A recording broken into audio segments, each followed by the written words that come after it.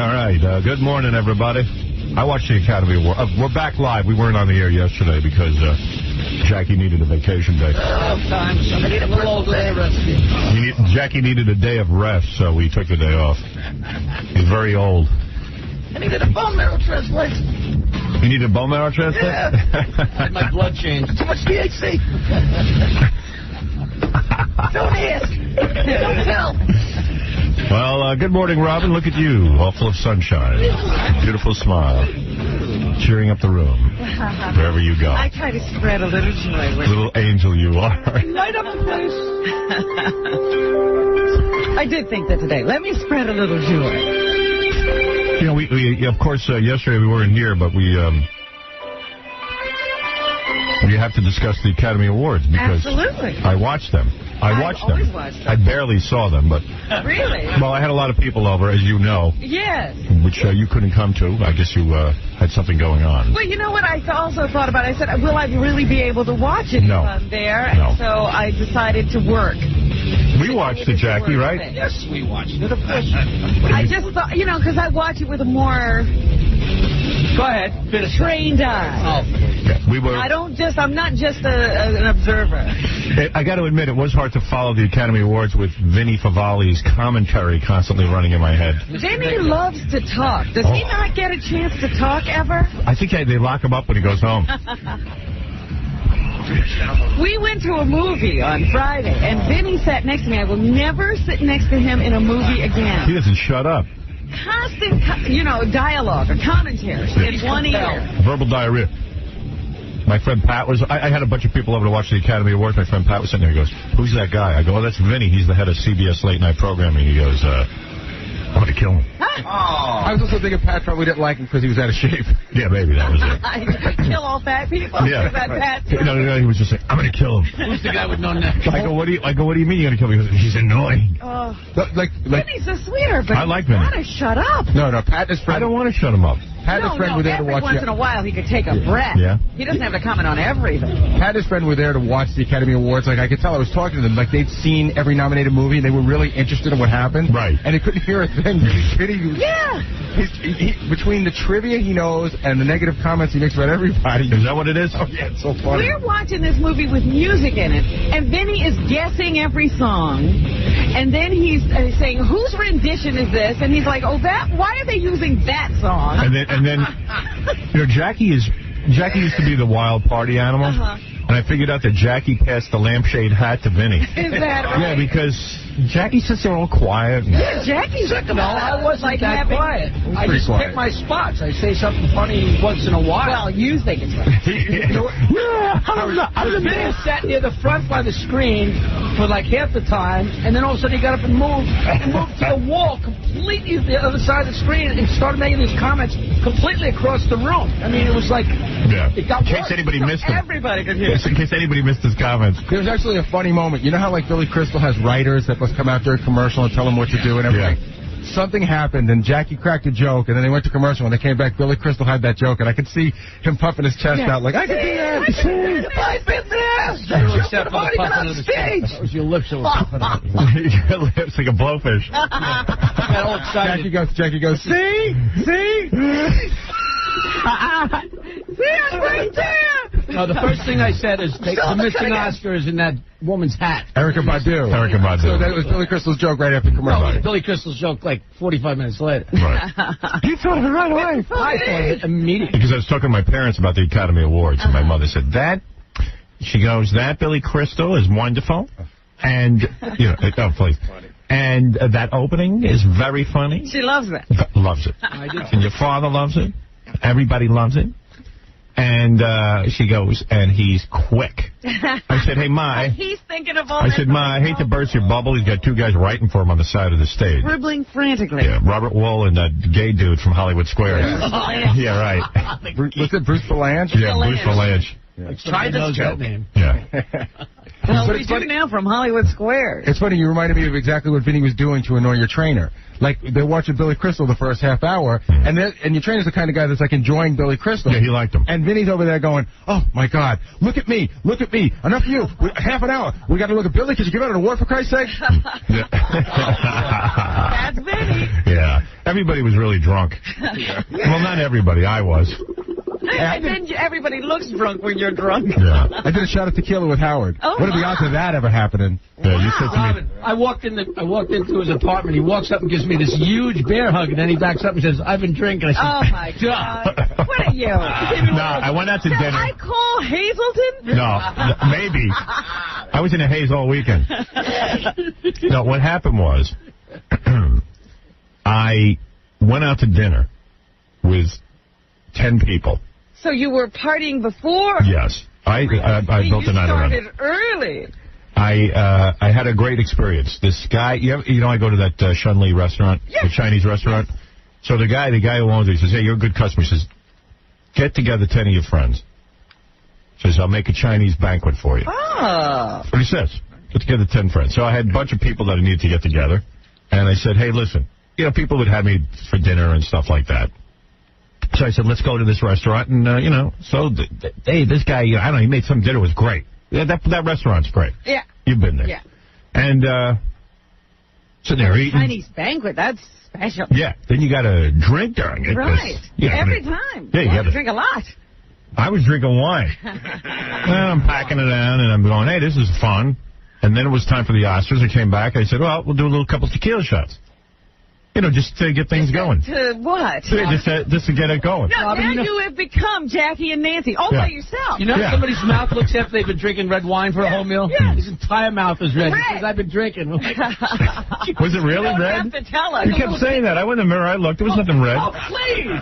Did it look red, Gay? The Tootsie Roll Pop. He kept saying that. You were stoned. Oh, how would you know? You're already drunk. I was not drunk. I was just No, I'm saying he doesn't know. Oh, he doesn't know either. No, See, I you don't know. didn't think Howard appeared to be drunk. I was just in a good mood. Say he was drunk. I was high. Well, if he's in a good mood, he's drunk. Right. When have you ever seen me in a good mood? You were so happy. You're always happy to have everybody over, and it was fun. We had a good time. When just tired. When is it that you pass out and the door is hitting your head? Oh, that'll be next week. Yeah. Oh, my goodness. What's fun? Alcohol's fun. He's running around passing the shots like a pusher. He's like a guy who discovers pot at 60. Right. Try this. Too late. Yeah, it was fun though. We had a nice time, and Good. I missed my mother was telling me that Robin Williams was very funny, and people were telling me. That's up for he's discussion. funny for, I guess, a certain age. Right. What age? Little kids? Wait a second. You mean Yeah, he misses us. his parents are talking about the song he did, or did he just No, look at the the song. song? All he did was the song. Yeah, just the song. I don't know. Everyone was carrying on. The song was good. Well, yeah, but he didn't write it. I know. But that's not the point. It was awful what he did. Was it? Do you have tape of all Yes, this? I do. All right, we're going to listen to these tapes in just a minute. We got to take a break. Okay. On the show today, the Swedish bikini team. I don't even know what we're doing with them. We're just going to talk to them? You're going to look We at look at them. You guys will stay home and look at them, too.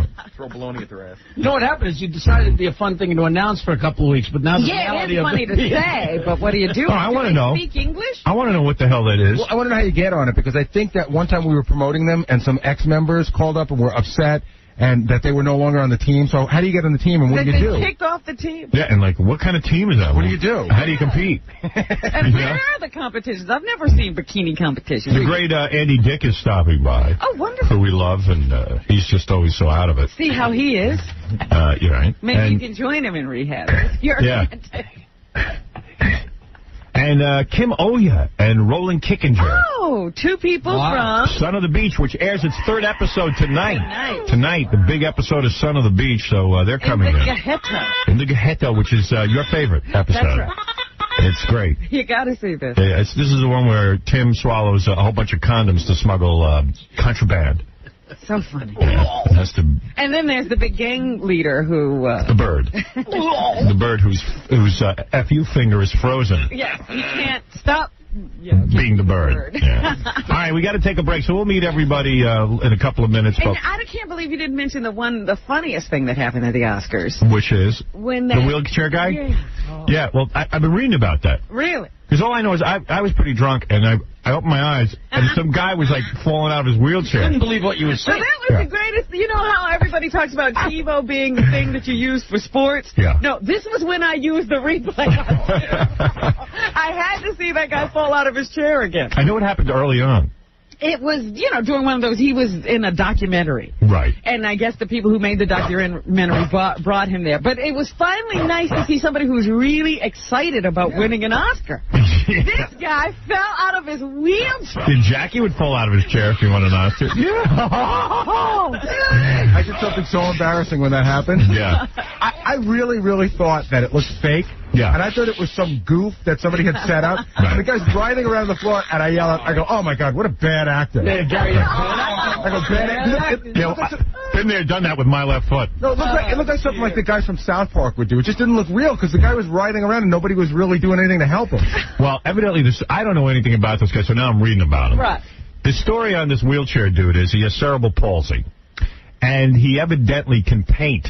You know what would be hysterical to me is if he painted really detailed figures. Yeah, right. Well, I've seen his painting. It looks like... So the guy paints with his head. Yeah. Like he straps a paintbrush to his head. Yeah, and he paints. Well, of course they have to have a guy like that to make a movie about him. Right. When you say he paints, Yeah. he paints... Like in the paper today, there's a picture of one of his paintings. It's like a portrait of a guy. Mm-hmm. But, it's pretty Like bad. a Picasso portrait of a guy. Yeah, like it's kind of shaky. He's painting my house. Is it because it's good, or is it good because the guy did it with his head? I can't figure that out. Yeah, is it really artistic, or is it just because he's a CP guy? I don't know. You see, that's like if I paid something like that, maybe people throw it away.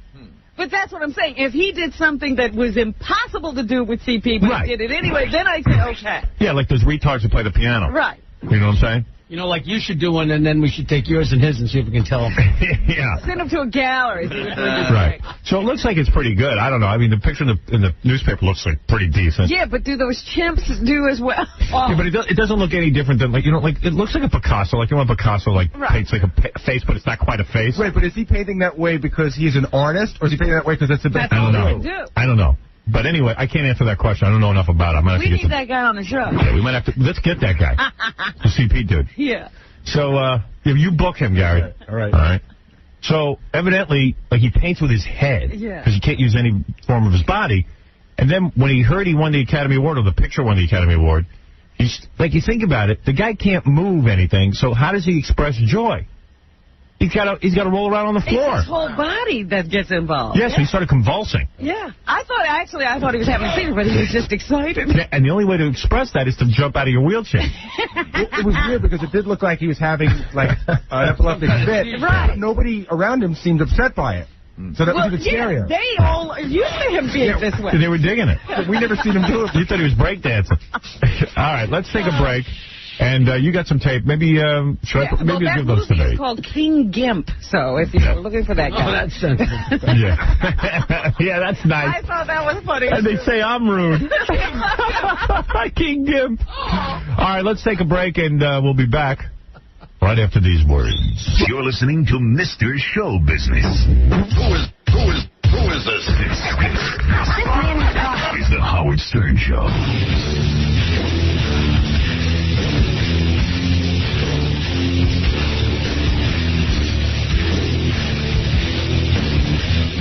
Yeah. I wanted to do this article on here about David Letterman's vacation in the Bahamas. Yes, I was reading about that yesterday. I gave it to Casey. I said, Casey, you give this to me first thing this morning, Tuesday morning. And Where is it? it's like, they must have cleaned up in here and they took it. I go, well, then why did I give it to you? You want it, I have it. You have it? Yeah. Good. Casey, get it from Robin. Oh, there it is. Where did you put it? You probably had it somewhere.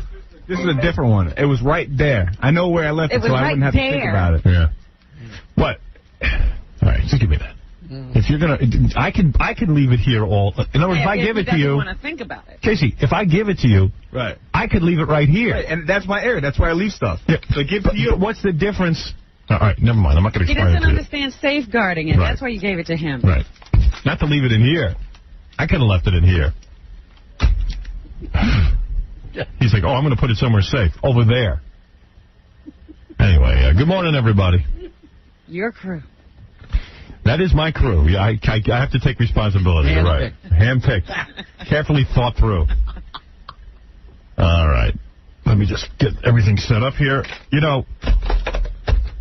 we were talking about these Academy Awards. You know, the best thing that I saw, I was watching Entertainment Tonight, and the best thing that I saw about the Academy Awards was that this Darva Conger, the woman who married a millionaire, she got all dressed up and went to Oscar party, but they rejected her. That was the best. That was the... What is wrong with her? Hey, Gary, which party was it? People were all excited about Entertainment Tonight was covering her being at the Oscars. I'm sure, but, you know, this is a woman who claims to not have wanted any of this. Right. And now she's dressing up and going to Oscar parties. Yeah. Yeah, I don't know which one it was. It was on the news, but I don't know. I saw it, too. Yeah, I don't think they said which party it was, but it was just great seeing her have to go back into the limo. She got into some party, but there was one party that turned her down. She had to get back in the limo, and they told her to get the hell out. I'm glad they kept the camera going. Yeah, I mean, it's like, well, who are you? You were on Who Wants to Marry a Millionaire. Although you didn't marry him. Although I was compelled. I had to watch. You know, she's just too much. Right. She's too much for me. Well, who the hell in their right mind would go on a show and marry some dude? She keeps saying, every time I read about her, it's a new excuse.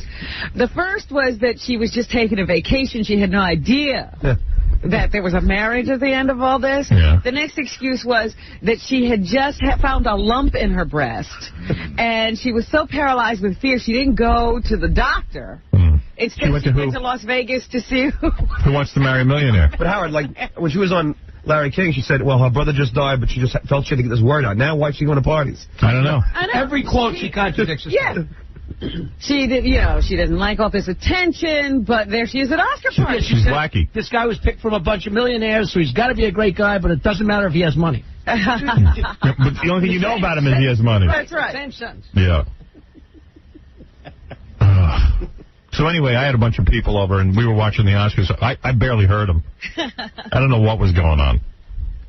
Oh, it was the Vanity. It was the Vanity Fair party that turned away Darva. But you know, last year they invited Monica Lewinsky, so it's odd that they should turn down Darva. Yeah, right. Well, Darva didn't put out. I guess Monica did. I love these pictures of Monica Lewinsky selling her pocketbooks. It's like, honey, get out of my life. Yeah, and they're the ugliest. Come on. There were a lot of people, the ugliest pocketbooks. And I think that's like if you're a fat chick, you wear one of these ugly pocketbooks and you don't. Your girth? Yeah, just it's a big giant. Yeah, they're big. Yeah, well, yeah. There's nothing small about her. But what was weird, I saw on the news, like she went to some department store to sell her pocketbooks. Henry Bendel, yeah. And there was some like couple that came, like flew halfway across the country to meet Monica Lewinsky. Yeah. They're all excited about it. She had a crowd. A crowd? Jackie can't get a crowd like that. Start selling purses. You don't have Jokeland purses? Yeah, we're working on it. Right. So, I mean, when is it going to be over? When is this goof going to be over? Nobody wants her pocketbooks. So you know how like Andy Warhol said everyone has their 15 minutes of fame? Yeah. Hers is lasting a real long time. I know. Today it seems that you can make a living out of I know. that kind of stuff. I'm thinking of doing something really dumb. In fact, I was reading, there was an article, or one of those letters to the editor in People magazine. I was going to ask you, and it's signed Jessica Hahn. It was about Kathy Lee Gifford. What does it say? And it's exactly what you say about Kathy Lee. Kathy Lee says she's getting out of show business because she doesn't like this tabloid spotlight on her children. But, you know, the reason they're in the spotlight is because since they were born, Kathy Lee has been talking about them on TV. Jessica Hahn wrote that? I don't know if it's the Jessica Hahn, because it had on Arizona. She is from Arizona, isn't she? Well, she's been there. That's right. She used to live there. Some things just annoy her. Yeah. I thought that was a riot. Then on Entertainment Tonight, they did this. You know the black dude, the sanitation guy who found the Oscars? Willie Fulgear. Willie Fulgear, who found the Oscars, the Oscars that were dumped in the garbage? Yeah. Obviously, somebody tried to steal the Oscars and realized they couldn't unload them, so they dumped them. And then this guy, Willie Fulgear, found them. So they invited him to the Oscars. And did you see, I mean, when they went to his picture with the top hat on inside the building. He looked like that first guy who won the lottery. Well, it looked like Sanford. Yeah. So they dressed him up with a big top hat and tap shoes or whatever. They gave him, you know what they did? They sent him to somebody and said, let him pick whatever he wants. Yeah. And he did. And he sure did. Give me that hat. I want the hat, the tall one. Give me the top hat. And then it was like they followed him around waiting for him to say something or do something. And the guy has nothing to say. He's a garbage man. You know, he's a humble guy. He lucked up and found some Oscars. Yeah. And then somebody was interviewing him, goes, how do you feel now that you're famous? You're famous, aren't you? And he goes, yes. You know, Any normal person would have said, "Dude, I found some Oscars in the garbage. I didn't do anything." Even he said at one point, somebody was saying he was a hero. He said, "Look, I didn't save anybody's life. Yeah, right. Leave me alone." Get out. It's not like he was looking. Leave me alone. Leave me alone. Please. Why me? Now, this is wild. So. Oh, one other thing I wanted to ask you is, the dresses. Who did you think looked really good? Well, I'll tell you the truth. A lot of the dresses were very bad. But the weird thing is, and I didn't get this while I was watching the Oscars, but people are saying that afterwards and stuff, that when she was interviewed, this Angelina Jolie is so bizarre. John Voight I always thought was weird, and that's her father. Right. But Angelina Jolie is so weird that they thought the relationship between her and her brother was a little close. They were like kissing each other. Insane, that relationship. It's a very weird relationship. She's the one who says she's bisexual and into sadomasochism. Right. She looked horrible. She does. She always does. She had really bad hair. And they say, in fact, she had the hair dyed to match the dress, which is not a good move. No, you don't need to do that. But then even in page 6, this is a blind item. It says, which actress who was a very prominent figure at last night's Oscars prefers to roll her own? The sultry star is said to be carrying on an incestuous affair with her own brother, who can be forgiven for being unable to resist the temptation. Which is a pretty sick thing to say. It's her fault. No, it's not his. Yeah, right. It's her fault because she's so hot. Possibly resist. Who writes that? I want to know who wrote that. Well, you know what? Maybe Alec Baldwin has a point. What did he say? That the writing is bad. Like, who could blame him for screwing his own sister? Now, they're trying to imply that there's some sort of relationship between the two of them. At the Golden Globes, she dragged him up on stage and was, like, I love you so much. And even at the Oscars, she's just, oh, you are the greatest guy I know. And they're kissing each other and they're holding on to each other every time you see them. Yeah, evidently it's like a very physical... In fact, when they announced her, like they were doing, all right, the Best Actress nominees, they announced her name just as, before they announced the winner, and she leaned over and kissed him. On the mouth?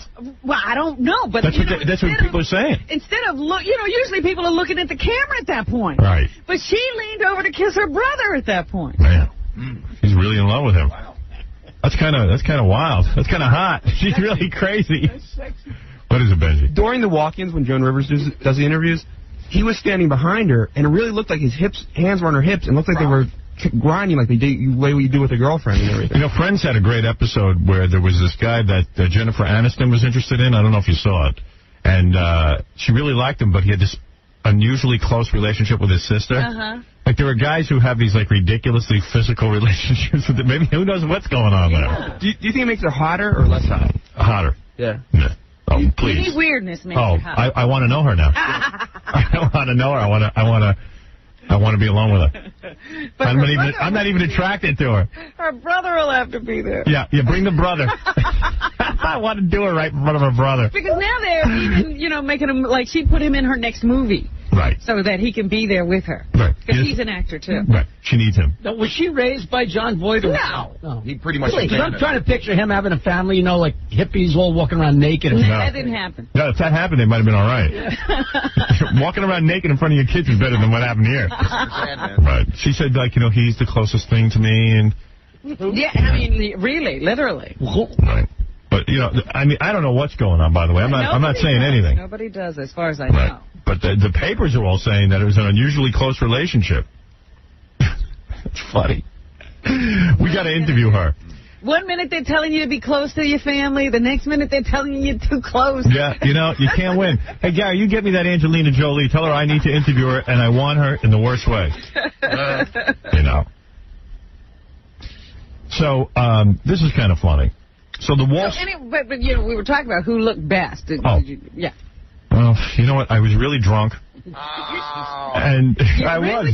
Jackie, I was. It's just such a funny thing to hear coming out of your mouth. I'm not used to it. That's a Jackie. Yeah. You guys would crawl all over. Nobody impressed you. Certainly nobody did the Jennifer Lopez thing. You didn't see... And Cher. Do you remember Cher? Yeah, I do remember Cher. And everyone was goofing on her. And I said, hey, she's like 80 years old. She looks pretty good for 80. Really?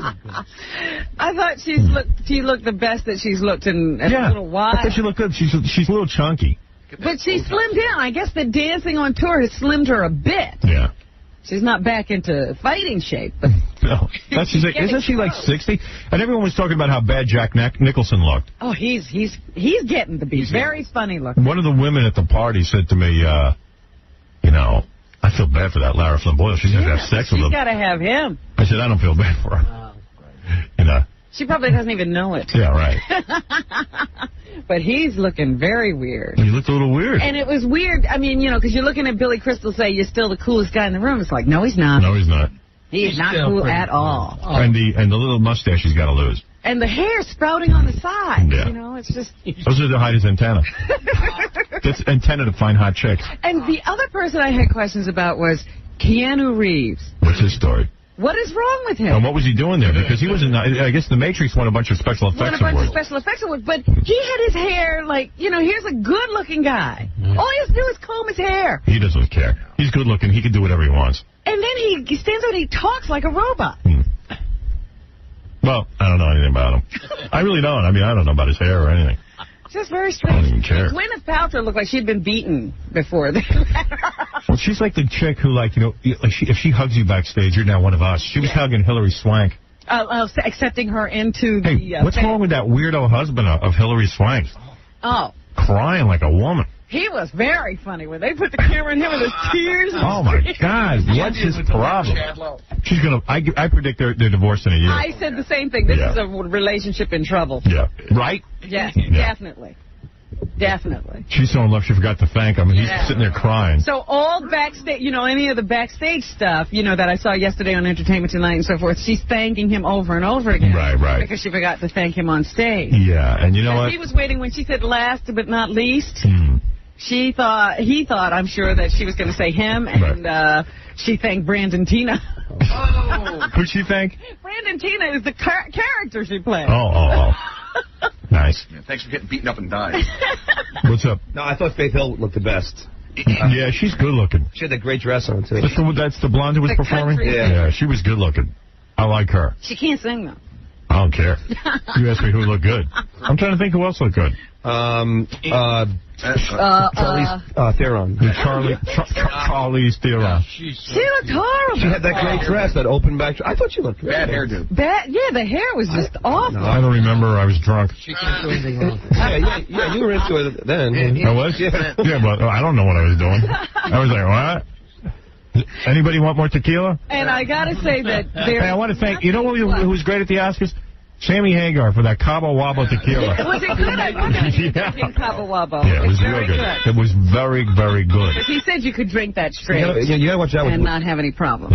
You gotta watch out with tequila. Why? I mean, I once got so drunk off of it that I was like throwing up all over the city. Well, dude, I just had like 5 shots and I was going to go to a hospital because I was going to like die. Well, you must have gone way overboard. I just was feeling nice. 5 shots? That's a lot. But no, it is? Well, considering that you drank a lot before that. Yeah, you had wine before that. Yeah, that says wine. It's not enough to throw up all over. Wine isn't drinking. Oh, my God. See, and you're mixing drinks. I'm surprised you didn't. Well, no, I had the wine with dinner, and then I had the tequila. I only had like a bottle of wine at dinner. I'm getting worried. It's over, of course, the time. Yeah. He's stretching it out to the evening. You were pacing yourself. Yeah, I talked to Jackie. He told me how to do it. I didn't get sick. No, you didn't get it off? I was hungover the next morning. Yeah. Dr. Jackie. And you know what you do? You drink a lot of water. I drank a glass of water for every Well, who was it who told you that? Jackie. No. I think John. Now we were hiding the bottle. I think it was that guy from the islands. Yeah. When you were down there, when you first started drinking wine. Yeah, he told me that. He's a brain surgeon. Jerry Inzarella told me that. Chase every drink with a glass of water. I did that. I was peeing every minute. I missed the Oscars. God, that's like, it would have been a lot easier not to drink. Yeah, that's the only bad thing. Like, as soon as the first urination happens, yes, you have then to it's keep every drink. Right. It doesn't seem that your bladder can refill itself. Why is that? I don't know. The only good thing is, like, at least you have 2 reasons to get up. You have to go pee and get a drink. And get a drink Right. on your way back. Oh, my You drink a lot of beers. Yeah, I think I put away about 2 or 3 6-packs. He's like a chain smoker. Yeah, he's unbelievable. Chain drinker. And you know what he likes to do to keep track? he put all the bottles on my windowsill. Right. No, that was me. That was Jackie? No. All of a sudden I turned around and I said, where the hell did all those bottles come from? And you Jackie didn't was know lining you them were up. doing it? And Jackie lines him up to, like, The guy who would, like, admires his, thing in the bathroom. That's Jackie with his beer bottle. Yeah. They weren't just beautiful. I was lining them up, but they You had a couple of I mean, you really know how to drink. Yeah, well, I have the, the Amstel Lights. I'm drinking... It's not light on alcohol. It's light on calories. Isn't it like half the alcohol? No, it's half the calories. And it's not half the calories. He thinks he's drinking light beer. It's like 10% less calories. It's such a Right. Well, that's all Jack. You drink the Lights, too, though. I know. I bought the You got to remain still. And as much alcohol as any other. Well, good. And John and Mir is both the same. We say, wow, this is like half the calories, half the alcohol, so we drink 5 times as much. Right. No sense. Yeah, you're not saving anything. The only difference is you pee twice as much. Yeah. Everybody was pretty blasted. Oh, dear. That's why I stayed away. I wanted to... No, I don't think it was... I mean, except Vinny every second, but everything else was pretty good. Well, Vinny was drinking tequila with me. That didn't help. But you didn't watch the Oscars. Yes, we did. Yeah, we did. Yeah. I mean, I think the worst part... We did. No, we did. We watched it. I confess, I was hosting, so I was the facilitator. So It's like when we all go to a movie. There were points where it gets out of hand because everybody's got something to say. Right. I'll tell you, about an hour in, everyone was so loaded that people were just sitting there like zombies. Yeah, right. They were listening. These were the longest Oscars ever. Very long. Well, it's ridiculous. They did a bad thing. They took those 5 songs, those really slow, bad songs, and put them right next to each other. Right. So for 15 minutes, you're watching like this slow music. And then they had that other all musical segment so they could pay tribute to Burt Bacharach. Yeah. He's nasty. He should never sing. Should never speak. Jackie loved it. I couldn't stand it. I love it. I love the whole thing. Jackie is watching going, this is beautiful. Oh. They perked up during that part. words. Well, and, to that. And Jackie liked it. But anyway, let me just say that Brad Pitt can do no wrong. Yeah. He is more beautiful. Thank you. Oh. People are singing, writing great songs, and he walks out. He walks up on stage, and you're like, how could anybody be that person? Sit on a sponge. All right. Oh. You dig him. Jeez. Does it bother you that he's done? I'm pissed that he's with Jennifer Aniston. Really? Yeah. You would dump Mr. X for him? Oh, boy. I wouldn't dump anybody for him, but I'd like to try him out. Right. You'd like to have him part of your stable. Take him for a spin. Well, all I know is I've heard from enough people that he's really stupid. I wouldn't talk to him. You don't care. You see, you just keep moving. Keep riding that train. You don't screw the brain. Right. Do not talk, because that'll ruin it. I just wish it would. I wish we could just get you off that. Bradley, shut up and get on. Well, anyway, here, I got some tapes of these Oscars, and we can put this to rest. Here is Billy Crystal. This is, one of the little songs, so Jackie will be very happy. Hey, let me hear these. Oh, that Oscar crap. I hated that. Oh, let me just tell you this one story. So, the Wall Street Journal went ahead. The Wall Street Journal went ahead and did polling to find out who would win ahead of time, which I'm not sure why they did that. You know what I mean? I don't even know if who was asking for that. I don't know. So it did ruin the suspense because, lo and behold, they predicted a lot of what happened. Almost everything. Right. So as it's going along, Ralph is there at my apartment. Uh-huh. And I'm telling him how the Wall Street Journal has picked everyone right. So far. Yeah. And he's so wrecked. He goes, you want to bet on the next category, Best Actor? Oh, no. I go, Ralph, didn't I just tell you I know who's going to win? He's so loaded. I go, and I say to everyone, look at this idiot. I'm telling him I know who's going to win. Right, you already know. And he wants to bet with me. So he says, I'm going to take Kevin Spacey. I go, well, I got Denzel Washington. Oh, jeez. Goes, all right, $10. I go, all right, stupid, $10. I said, but you're not hearing me. I know who's going to win. You think you're betting like on an instant replay. Yeah, I'm trying to, right. This is a sure thing. Well, yeah. So I go, hey, Ralph, want to make it 100? Laughing, because I wasn't going to take his 100. Oh. I said, he goes, yes, $100. So I'm sitting there waiting for Denzel Washington to win. Because the Wall Street Journal said he was going to win. And Kevin Spacey won. You expected people to run out of their seats before their names were announced. I know. It was such a sure thing. It really ruined it. And then I got to tell you something, though. I am so glad that this Denzel Washington didn't win. I cannot begin to tell you. And I'll tell you why. Let me say something to you. I think that the people they polled lied. Right. They lied. They were afraid. Because they wanted you to think they were liberals, and they're not. Well, let me tell you something. Why he deserved to lose. This guy, before the Oscars, was running around on Oprah and every one of these other shows, screaming about the black man hasn't won the Oscar in 40 years, and the black man. I'm saying to myself, listen, I really think, listen, I know there's racism out there. Believe me, no one knows better than I. I've been the victim of most of it. But I'm going to tell you something. When did you become black? Oh, you don't even know. You don't know the trouble I've seen. So the thing is, of course there's racism in it. I really think that Denzel Washington,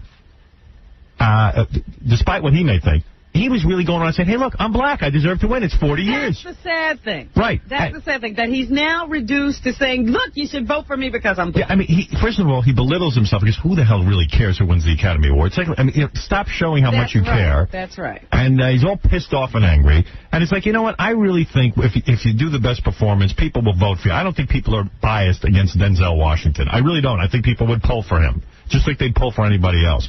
But the fact of the matter is that this guy has to go around. It's racism. I should have 40 years. Good. You lost. Now go sit home. Hope for another one. Yeah, go sit home.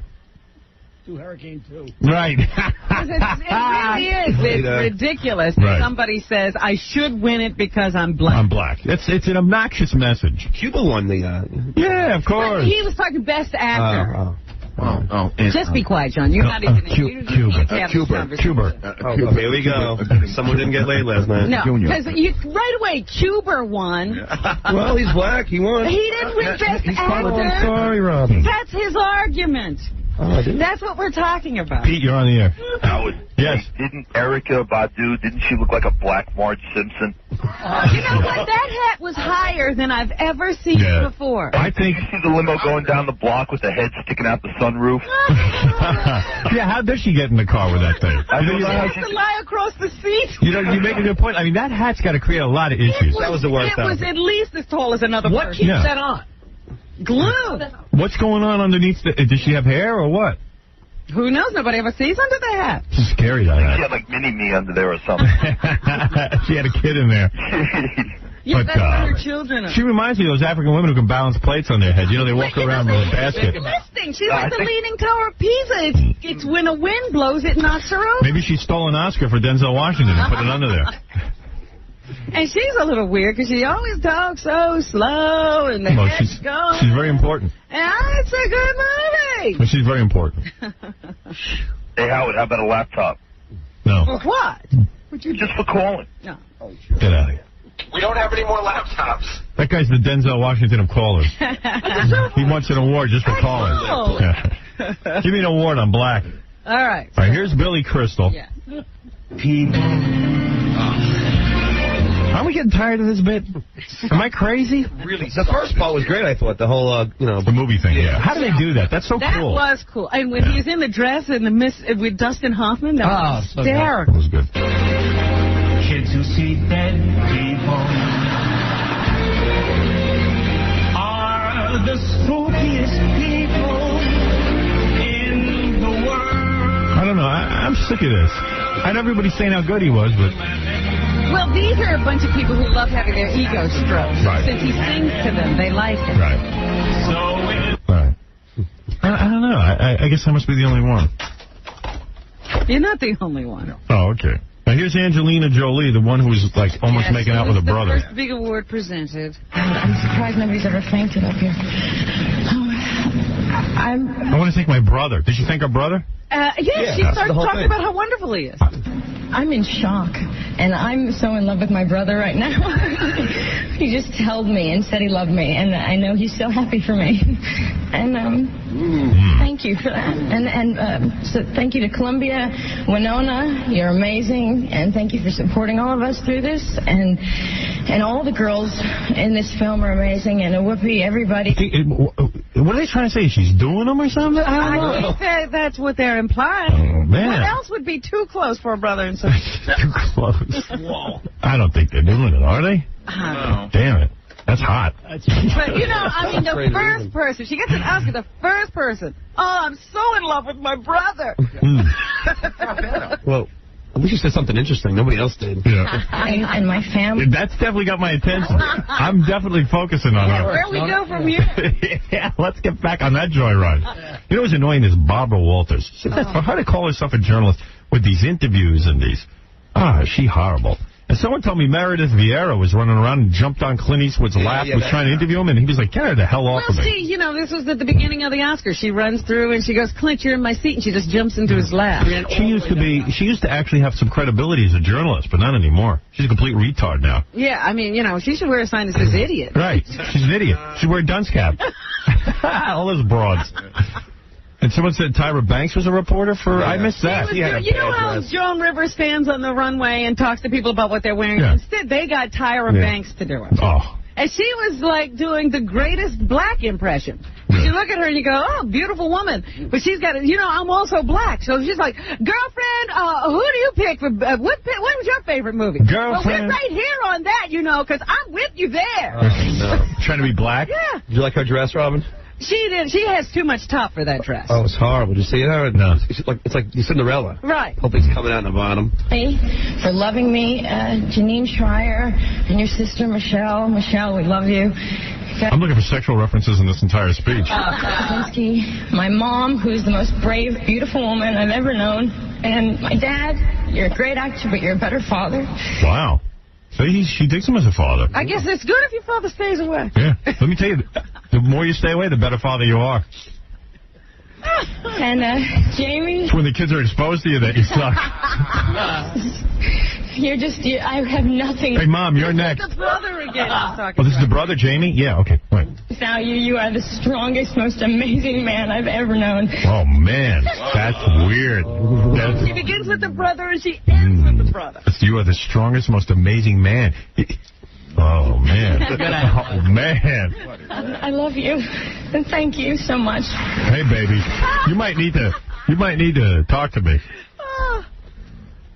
Gee, I thought I was the strongest, most amazing man on the planet. Not just Jamie. We got to save this one. Get her in here, and kidnap her and take her here. Yes, we will take her against her will. Seriously, Gary, call her and beg her to come on this show. I'll do anything. Anything. Who's Alexander Preston? Do we want to hear that? That's Andrei Petrov. He was one of those best documentaries. Thick accent, can't speak English. I don't want to. One of those boring guys. He's sitting there ready to vomit. Is that the guy that Antonio Banderas tried to drag off the stage? No, that's Pedro Almodovar. Oh, yeah, that guy was going on weird. They had to pull him off, and nobody knew what he was. It's a disgrace. Sorry. I don't speak English. I hate these guys who don't speak English. Why are you in our country accepting awards? Yeah, you don't deserve it. Give it to an American. Thank you very much. Thank you. Very proud, very happy. Proud. Thanks to member of Academy for your choice. Yeah. You know what? I traded that Oscar for English lessons. Thank you. Thank you very much. Thank you. Very happy. There's no word sank.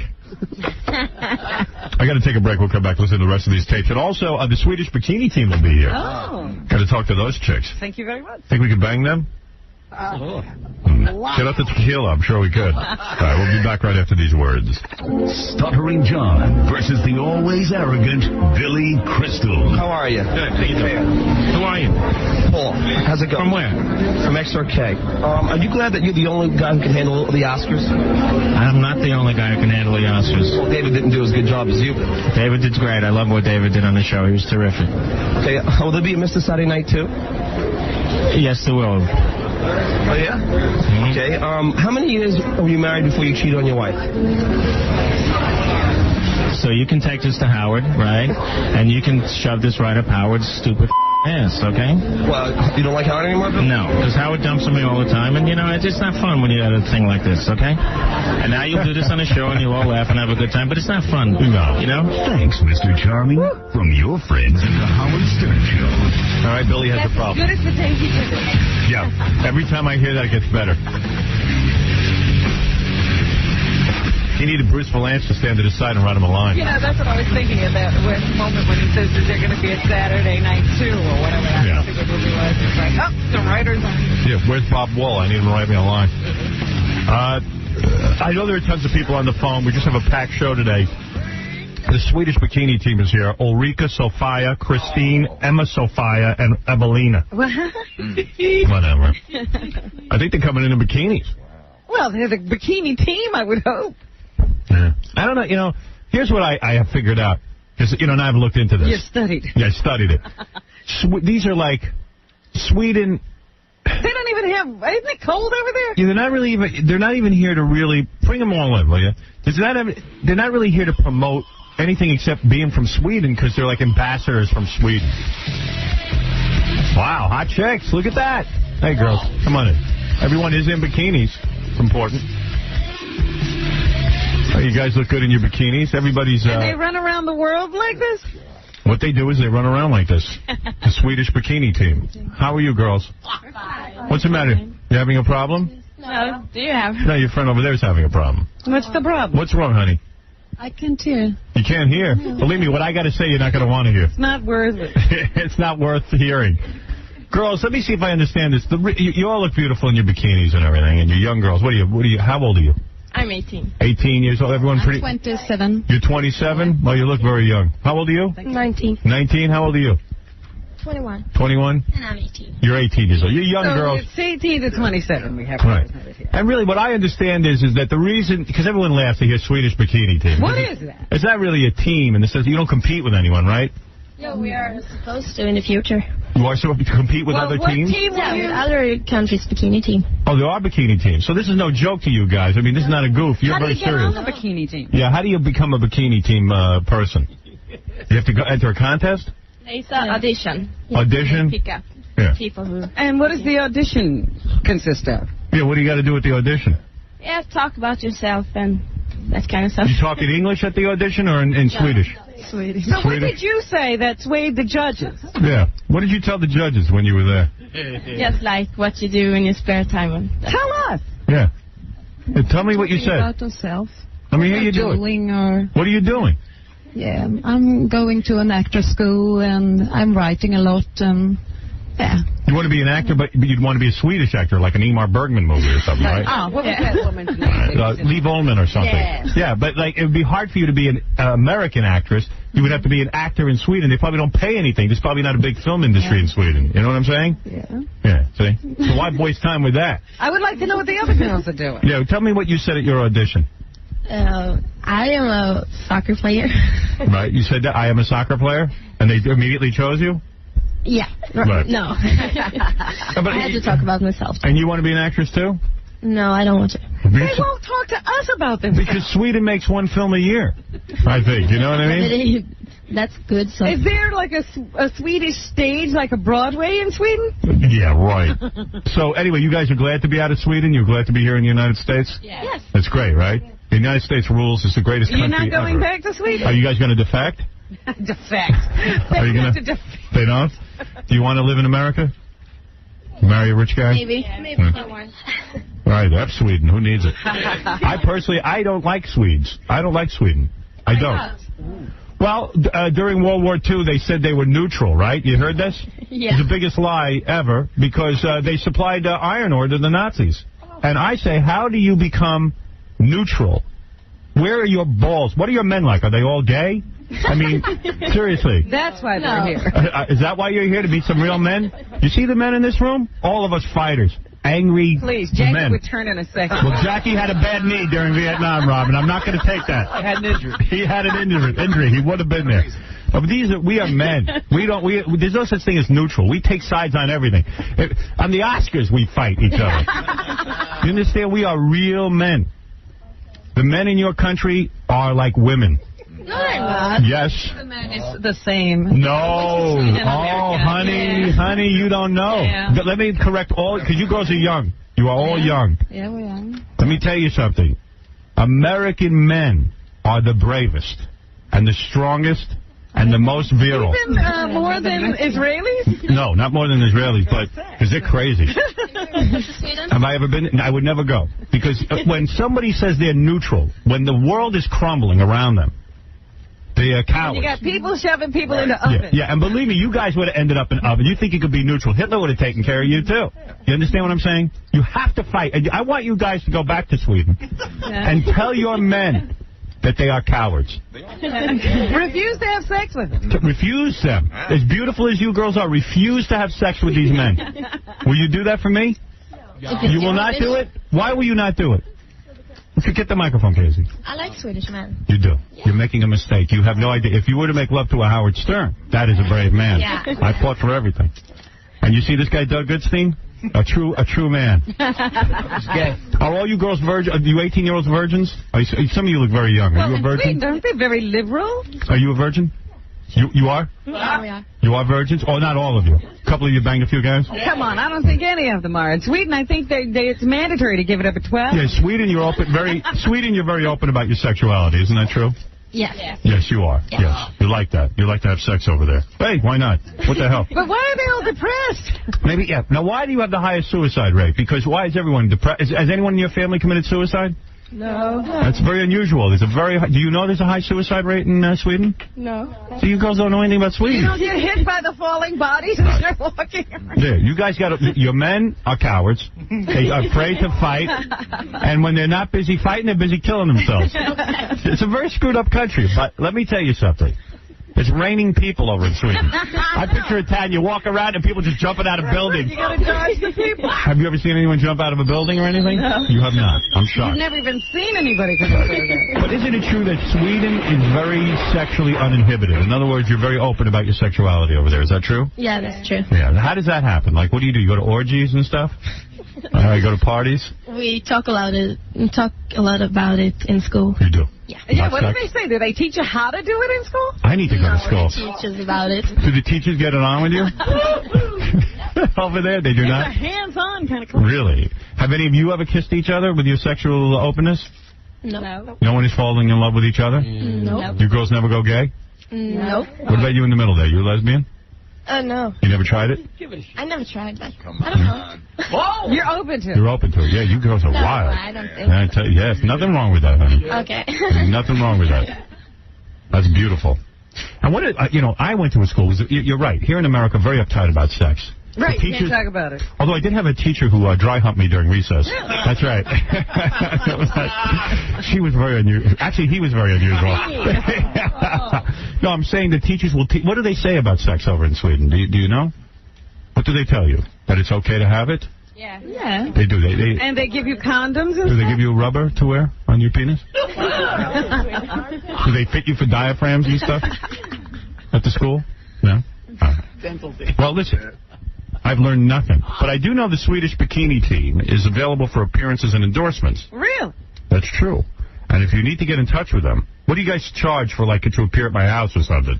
Because, I was reading something about you guys that, listen to this. You get paid approximately the equivalent of $30 American a day. I'll give you $60 to show up at my apartment. Exactly. Yeah, why not? Hang out with me. That's not real good money, is it?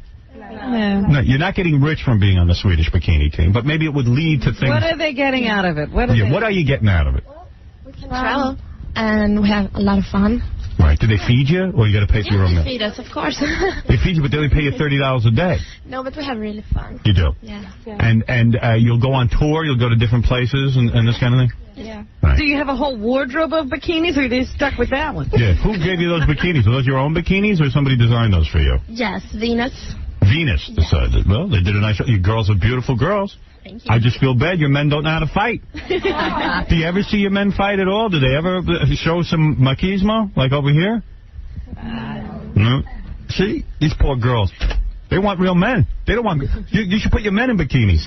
That's what we should have done to you after World War II. Take all the men and put them in bikinis. Listen, you're gorgeous women, but you deserve men who know how to fight and stand up for what's right. You deserve that. Me, I'll kick anyone's ass just for looking at me the wrong way. I'm serious. I'm trained. I'm a brown belt in karate. I mean, come on. So, in other words, if you get $30 a day, it wouldn't be unreasonable for like a guy in my audience to hire a bunch of you to show up at his house for like $100 a day, right? And look at you in your bikinis. Wow. Right? I mean, wouldn't you, like, if you came to my house and I had a whole bunch of bikinis, you could try on bikinis for me. Why not? That'd be fun. That'd be a fun party. Yeah. I paint. I'll paint you girls. Right. All right, so the Swedish bikini team. Let me see here. You're Ulrika, right? Yeah. That's how you say your name? Ulrika. Ulrika. Ulrika? Yeah. Ulrika? I see here you saw my movie. And you thought I was an ugly guy at the beginning of the movie. You felt you're getting... You felt I got more handsome as the movie went on. Oh, you take off your glasses now. Yeah, you like that, huh? What are you going to take off? Nothing. All right. But you said in the beginning of the film I was funny looking, but at the end I look more like a man. Yeah, because you have your hair more curlier. Yes, yes. Well, that was a wig. Don't ask me how that happened. Yes, I have to talk to you in private. Okay, now... And so all you girls have special talents. For example, Sophia, you juggle balls. Let me tell you something. Yeah. Juggling balls is a good thing for a girl in a bikini to know how to do. You got some balls? Oh, I got some balls. You want to come juggle them? You want to juggle some balls right now? Really? You're kidding me. You got balls? $40. Casey, give her your balls. No problem. Stolen. Oh, there's some balls. Okay. Let me see you juggle balls. That's pretty good. Let's see. Let me see you juggle the ball. These broads and all. Wow, look at that. Oh, not bad. The Ed Sullivan show in here. Wait, let me zip my pants back up. Thank you for juggling my balls. Anybody spin plates? Plates? I don't have any of those. Well, anyway, Dina Brewster Fluta, girls. What? All right? I say Dina Brewster Fluta. You understand Swedish? What does that mean? Not the last. You don't know what that means? No, not the last. It means your breasts are beautiful. Yeah. That's How Swedish. did you really say that? What, your breasts are beautiful? No, to them. Dina Brewster Fluta. You apparently are no linguist. That is Spanish. That's Spanish? Oh, all right. I thought you goes to Spanish. I'm sorry. Should I say it in Yes, Swedish? say it, yes. Dina bröster vackra. Yes, exactly. That's what I said. I told you had nice hooters, that's all. So, listen, Swedish bikini team, I wish you a lot of luck. Thank you. Go back to your country and tell them you met the greatest American broadcaster. That's what you have met. Without glasses. How long will they be? Thank you. How long will the team be here? Because I might have to work out with you guys. Where are you? Actually, we go home tomorrow. You go home tomorrow to Sweden? Yes. Really? Can't believe you're going to go back there. Isn't it dark all the time? Like for 6 months out of the year? No, it's not. It is not. All right. I think you better go to Sweden. Really? Because you have no idea how... No, I could never set foot in there. Not after their... I mean, to go to a country of such cowards, the men... Hey, Howard, can I ask you something? Yeah. You know, they're supposed they're not uptight about their sexuality or whatever. Do you think maybe they want to play the can they get naked game? Get out of here. Why not? I once you girls don't get naked, do you? No. You don't work naked at all? No. Does Playboy want you to get naked? No. There was a Swedish bikini team that got naked in Playboy, but they were a fake Swedish bikini team, weren't they? Yeah. What is They were American girls. They were American. With wigs. California, with blonde wigs. Isn't that wrong? Yeah, that's wrong. That's very wrong. How long do you get to be on the Swedish bikini team? Like, is it a year? We don't know. 6 months. 6 How months? long has the bikini team been together? It sounds like a new concept. Yeah. How long has this been going on? We took the first photo shoots, the first calendar for about 6 months. Oh, so it's only 6 months? Yeah. Oh, I see. And they're the first. You're the first bikini team? Yeah. It's weird. Yeah. Imagine I'm meeting the first bikini team. Amazing. That's great. Anyway, okay. Hey, listen, Swedish bikini team, great meeting you guys. Wish you a lot of luck with whatever it is you guys do. And you're beautiful women, all of you. And I hope something good happens for you out of this whole bikini concept. You know what I mean? Are you all very close? Are you good friends? We have become. A lot of times when women travel together and close, their periods happen simultaneously. Do you all get your period at the same time? Have you asked? Who's on their period? Raise your hand right now. Anybody on their period? Jackie's on his You are on? You just finished your period? Girls, did you all just finish your periods? Oh, no. Who just finished their period? Raise your hand. Raise your hand. It hasn't happened. You never compare when you get your periods? No. You do not? You should, because maybe you are getting them at the same time. A lot of time that happens. Yeah. The women, it's amazing. Listen, I have daughters and stuff. Everyone gets their period at the same time. Women who hang around each other. And I believe if you are getting your periods at the same time, that means you're very close as a team. I really mean it. All right? All right. I want you girls all to get in step. just like during World War II. Anyway, good luck to you, girls. I wish you a lot of luck. And all right. And if you want, you can sleep with me later. I can't do it right now. I'm very busy. All right? I can't sleep with all of you right now. Maybe some other time. You know what I'm doing? I'm working right now. Anyway, the Swedish bikini team. I got to take a break, Robin. Okay. It's a very exciting meeting the girls. And when we come back, Roland and Kim will be here from Son of the Beach. Also, I will get to the phone calls. And also, I got to get to a whole bunch of things here. We're very backed up today. Stay with us. We'll be back right after the You have a right to know right now that words like kid and kike and kikey and nigger and coon make me kind of sick no matter who says them. The Howard Stern Show. It's the Howard Stern Show. Here's Howard. So tomorrow is opening day for baseball. The Mets will be playing in New York. The Mets will be playing, I think, the Cubs, the Chicago Cubs. And if you want to see the game, now get this, it's on at 5:08 a.m. A.m. That's the time. They're playing in Japan. Why would you have opening day in Japan? Do you understand that? It's crazy. Yeah. 5:08 a.m. You don't mean regular season? Yes. Opening day in Japan. Why would you do that? Well, I mean, I couldn't figure that out. I figured maybe they're playing some kind of Japanese team. Maybe they're allowing Japanese to play. It's 5 o'clock in the morning is opening day. Tomorrow. Yeah, I was going to talk to you about that. Isn't that tomorrow? Tomorrow, Yeah. 5 a.m. our time. 5:08 a.m. 08? Well, you going to quibble? Yeah. My psychiatrist says that. My appointment's like at 2:05. You know what I mean? It's Right, and you got to be there at 05. Yeah. 5:08. TNT. Yeah. It's weird. Yeah, why are they doing that? I was going to ask you, what is the reason? I don't know. I really don't. I was going to ask you. Gary, you know the reason they're playing in Japan? You're the sports... I don't know. Yeah, what is that? No, I mean, I don't know the reason. I think that they're just trying to... Baseball's big in Japan because the NFL has been doing preseason games like in England and other places, and I think it's just trying to spread the game worldwide. Right. Yeah, but we're already there. Right. Yeah, I know, and I'm a big Met fan, and like... Who's going to watch a game? They're talking about having big screens up at Penn Station. Yeah, and what are the vendors going to sell? Rice? As they go to work. And if you don't work, you can go to ESPN Zone and watch it at 5 a.m. They said they sell sushi and sake at the game. Yeah, but who's going to... They do? Yeah. They sell sushi and sake? That's what they said. Over in Japan. Wow. Didn't Ricky Henderson refuse to go or something? I don't know. I don't know about that, but Bobby Valentine used to manage in Japan. Mm-hmm. A lot of American players go over there. Yeah, I know. Because the Japanese love baseball, but I don't get it. You know, the Mets. People want to watch the Mets. Well, it's opening day. Like, even if you pick the game in May. Like, wouldn't we want to go to Shea to see opening day or go to there Chicago? Is an opening day at Shea, Right. I know, but the first game of the season, you know what I'm but saying? you can't even see it. Hey, on a different topic, before Andy Dick comes in here, Andy Dick's going to come in. He's on something called the Free Speech Tour.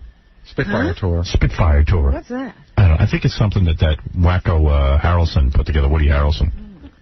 You know, he's like a hippie. He's into hemp and free speech. Right. The other day they were doing a retrospective of people at the Oscars, and Woody shows up in a hemp tuxedo. Yeah, great. Yeah. You know, what do you like around hemp? Okay. I thought about him the other day. Like, Woody Harrelson's like a really good actor. I mean, he's a pretty decent actor. Didn't he like hang himself from a bridge? Yeah. Right. Yeah. For hemp. For hemp? Yeah. Yeah. For hemp. For hemp. Well, of all things. No, it's not the dumbest thing in the world. Here's a great story in that, you know how, like, when actors do a part, they become that person sometimes, and it's really absurd?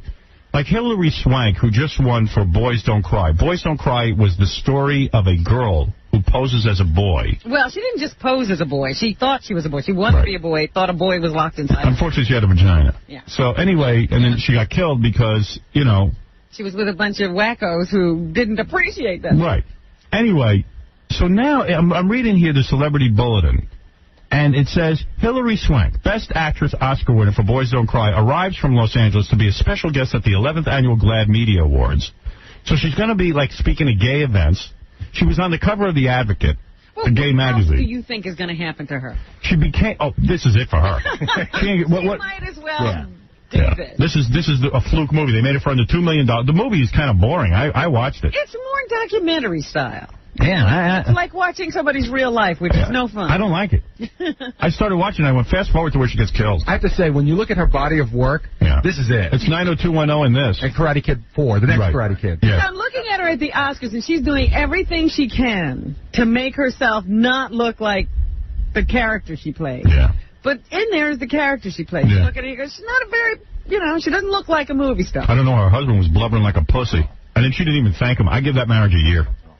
Trust me, I know when marriages are falling apart. He's way too into it.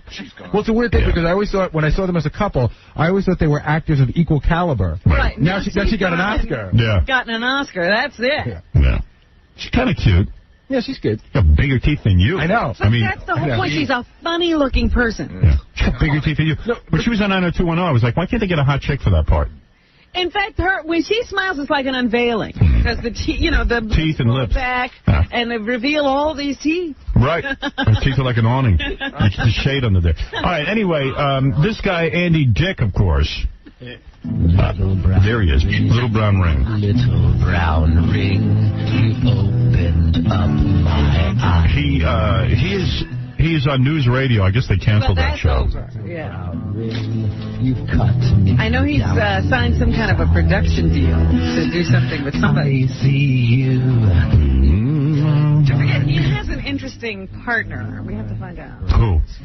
The Andy. What do you mean a partner? Like a life mate? No. I'm talking about like a business partner to develop things. Okay, who is his partner? I forget, but I remember it being interesting to me that the two of them were working together. Look at Andy, more handsome than ever. Gorgeous. I like this guy. Hello. He's a little freak. I like freaks. Who's freakier, Angelina Jolie or Andy? You know what? I used to think Andy was the freakiest guy, but he's normal next to Angelina Jolie. Dude, she totally outdid you.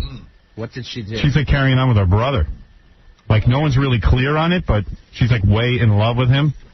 Like, that's freaky. Her own brother? Her own brother. You didn't watch the Academy Awards? Yeah, I did, but I missed the beginning.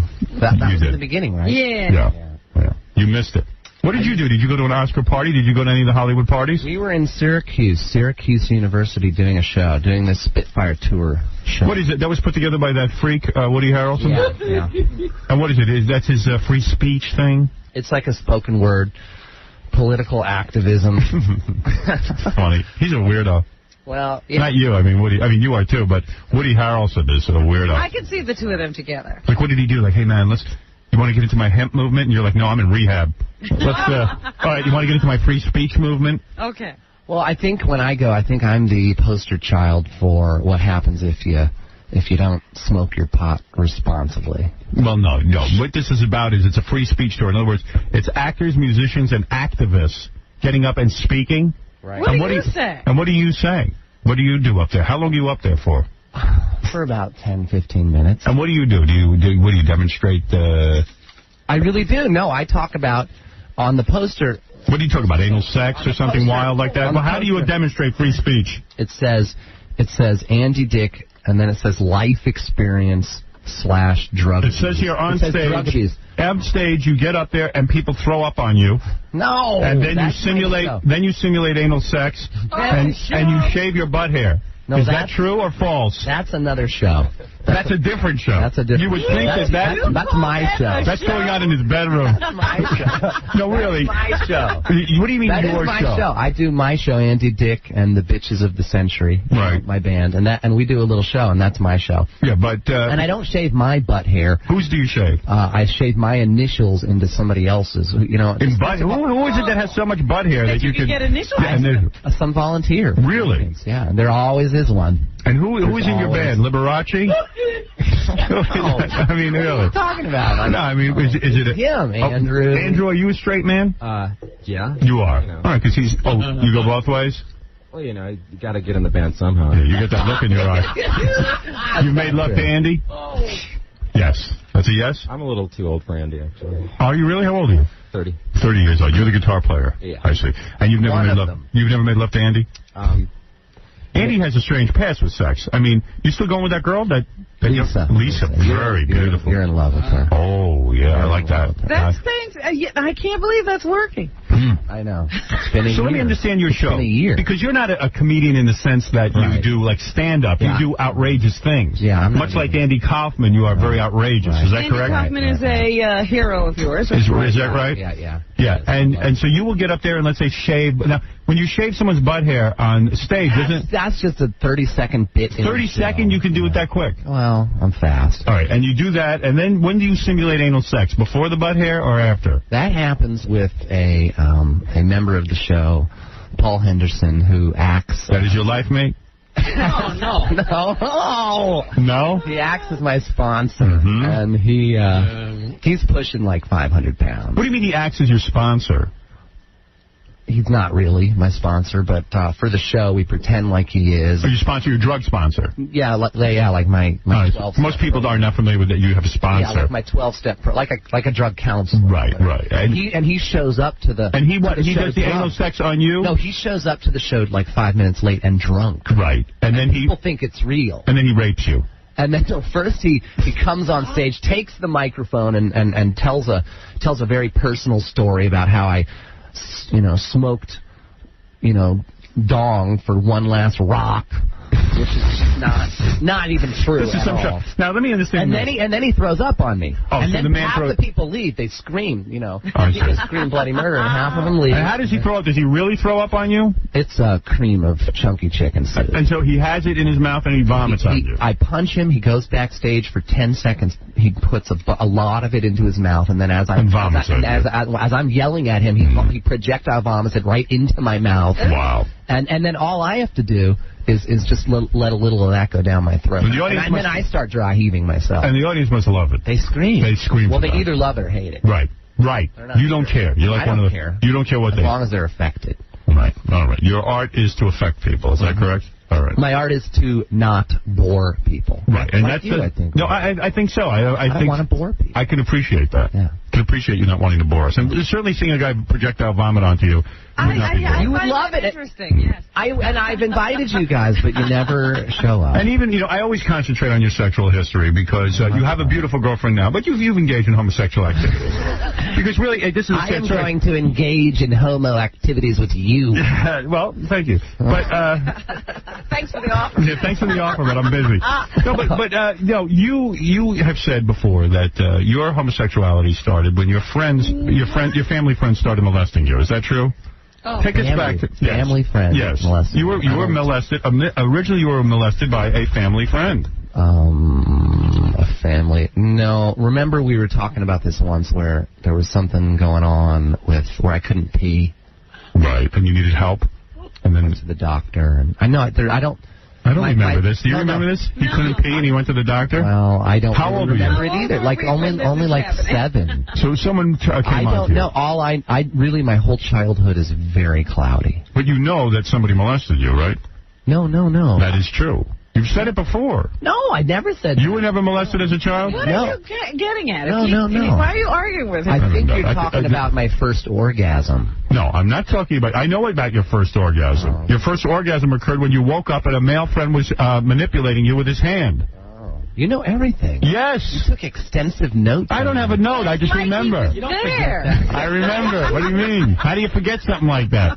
What happened? How old were you when you were laying in bed and some guy woke you up? Somebody. 12. You were 12 years old. And where were you? Are you so good looking that men can't resist you? Boy, was he a cute kid. Right. Are you gorgeous or what? I guess so. Each his own. You seem embarrassed today about this. I'm shocked. You usually embrace sexuality. No, I love it. I'm trying to think about where that molesting thing came from. All right, so forget the molesting thing. So you were asleep in your bed. You're 12 years old. Another friend, a kid of your age. And a friend woke you up. You were nude. I assume you were sleeping nude. Was I molested? You said you couldn't remember. It was my molesting thing. It's because my childhood was cloudy. I guarantee you were molested, or you molested somebody. Something happened. That's right. So 6 of 1 happened. Something happened to you. No, but I mean, it's fascinating. You were laying in bed, and what was it? A sleepover, a slumber party at your house? We were experimenting. He didn't creep in my bed. We were both. Was it a sleepover party? Wait a minute. 12. I really have to. You know what? Jonas Salk does his experiment. No, this was a different experiment. You don't experiment. What he scientist? They call it homosexual. No. Let me understand. I want to understand so I can warn other people. You're telling me yeah, right. That I'm coming? That's right.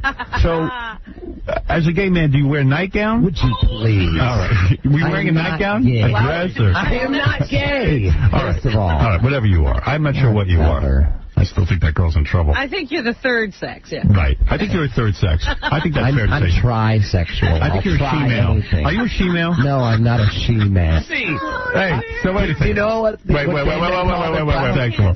No, I'm not. All right, listen to me. Mangina. Yeah, you have a mangina. No. No. Do you have a mangina? No. You do not. Right. No one has ever gone near my butthole. All right, can I ask you this? I wasn't even asking you that. Yeah. Well, I'm just telling you. In all your experimentation, nobody ever messed around with your butthole? Maybe like a little finger, and I didn't like it. Right, okay. Didn't like it. But let me understand something. You're telling me when you were 12 years old, you were laying in bed. And what were you wearing? Do you sleep in the nude? I don't remember. Oh, that's a lie. Whitey tighties, I think. You were in your underwear? Right. Okay. He was a young scientist. By the way, how many straight men say whitey tighties? All right. So, okay. Exactly. Straight men even know that. I was wearing whitey tighties, and I am straight. Okay, come on. So you are saying... Other scientist friend. Yeah, you were saying that these two scientists... and my other sexual scientist. Right, you're laying in bed, and you're asleep. And you guys, had partied the night before, like it's 12-year-olds hang out and stay up late? No. What happened? Take us back there like it was yesterday. I don't remember. We were just, You're talking. We were just jacking around. Right, so the gay Lewis and Clark, if you will, the two explorers. You know what? You've got to make it okay for people in America. This has to be no big deal. It is okay. It is no big deal. Homophobia is ridiculous. Yeah. What are we doing people now? kill themselves. We're making things okay. All right, so listen. Yeah, right. It's okay. To experiment is what I'm saying. No, to experiment. It is okay. Especially when you're young. It is absolutely all right. Give me a break. Stay over there. And then I didn't. Hey, last time you made me sit on your lap. Well, that was a mistake, and I want to.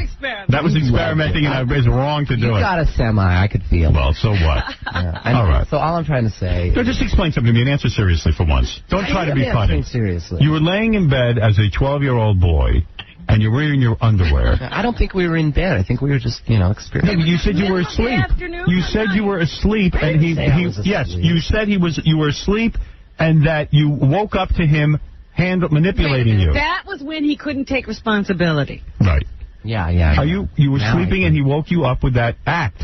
Well, I must have been lying. All right, I don't lie. All right. I didn't know. I'd like to hear you. No, I'd like to. No. Your first orgasm occurred when you awoke to find a male friend pleasuring you with his hand. Yeah. Oh, really? No. We were awake. I didn't have a conception of orgasm. I didn't know what that was. Right. Then I was done experimenting. Right. I was turning in my frock. Not my frock. My smock. Your frock. My smock. Right. God. Well, and I was like turning in my rubber gloves as a scientist for the evening. I was done. I was done experimenting. Right. Yes. And so I started. This is true. Yes. So that's why it says this, because I don't lie. I started falling asleep. And as I was in that middle ground, that half dreamland, don't know where I am, I had an orgasm. So your lab coat was stained. I had an orgasm. Right. Yeah, my lab coat was stained. And I felt like my insides had turned over the bathroom. Right. But was the other friend still touching you? Oh. During the dry heaves? No. All right. So another funny thing about Andy is that he was Chris Farley's addiction counselor. Oh. No, vice versa. Really? He was yours. He was my first sponsor. Laugh it out. He's the guy supposed to help Andy. What program was this? Yeah, I mean, that sounds a little out of it. No, well, he had 3 years sobriety. He did. That's how dangerous this disease is. He had 3 years of sobriety. He did. And then, he just fell off the wagon, and I think within 3 months after that... He was dead. He was dead. Yeah. Wow. I mean, that's how serious this is. And what about you? How long have you been sober now? Over 10 months. 10 months? Yeah, and is it killing you? So do you feel... No, it's getting better. Do I feel? That's the problem. Do you feel Oh, yeah. that you I feel too much. I have to. That's why I used to drink. relapse? Yes, I think he is. Do I feel I'm going to relapse? Today? Do you think I am? You still smoke weed, though, right? No, I can't. You cannot smoke on weed. probation for 3 years. You are? Yeah, on probation? Sure, there's no seriously, you are drug You're tested? traveling around the country. You have to go to strange police stations and turn in your urine? No, I don't have to do it every day. It's a Wait. random Why are you on probation? For the accident. What did you... Oh, for a car accident? Yeah. What, you were driving while drunk? You remember. I don't. I really don't. What happened? Take us back to the accident. What was it? You remember all the sex stuff, but you don't remember the... No, I don't remember the accident. He's fixed. What did you do? Explain to everyone again what you did wrong. I don't want to rehash. Why not? I think this is good for you because I don't want you to relapse. Yeah, you better. This is your counseling. We're counseling you right now. Well, I'm not going to relapse. Maybe you ought to think about it, young man. Yeah, remember what you did. All right. Joe, you're on the air with Andy Dick, who is coming to a town near you. You can see Andy in the Spitfire Tour tonight at the Wetlands in New York City. Yeah, go ahead, Joe. Hey, Howard, this guy's a homo. He's laying in bed. He's laying in bed with his underwear. They're called Come and Get Me. Come and get me. Get him off the air. You don't like him? No. Well, listen, I like him. All right. Driving down the road, he's driving me crazy. He was asking for it. You've got a semi in your semi. Oh, God. And do you think he's driving a semi? Do you recognize this gentleman's voice? No. This is Garth Brooks. He loves it. I'm just kidding. I'm driving him crazy in his pants. So, wait a second. I remember. By the way, I'm supposed to say that the Spitfire Tour is being live. It's simulcast. It's broadcast live on the web. Besides you, who else is in the Spitfire Tour? Colleges.com. Jello Biafra. Right. You know him, the lead singer of the Dead Kennedys. Right. And what's his... And what does he do? He gets up and talks? Nonviolent extermination of the rich. That would be you, I guess. Not me. You're not rich? I'm half rich. All right. Kennedy of MTV. What are you talking about? Self-government and legalizing drugs. Are you the main attraction? I often say I wish they would legalize medicinal marijuana. I wish they legalize every drug on the planet. Because I am very, very sick.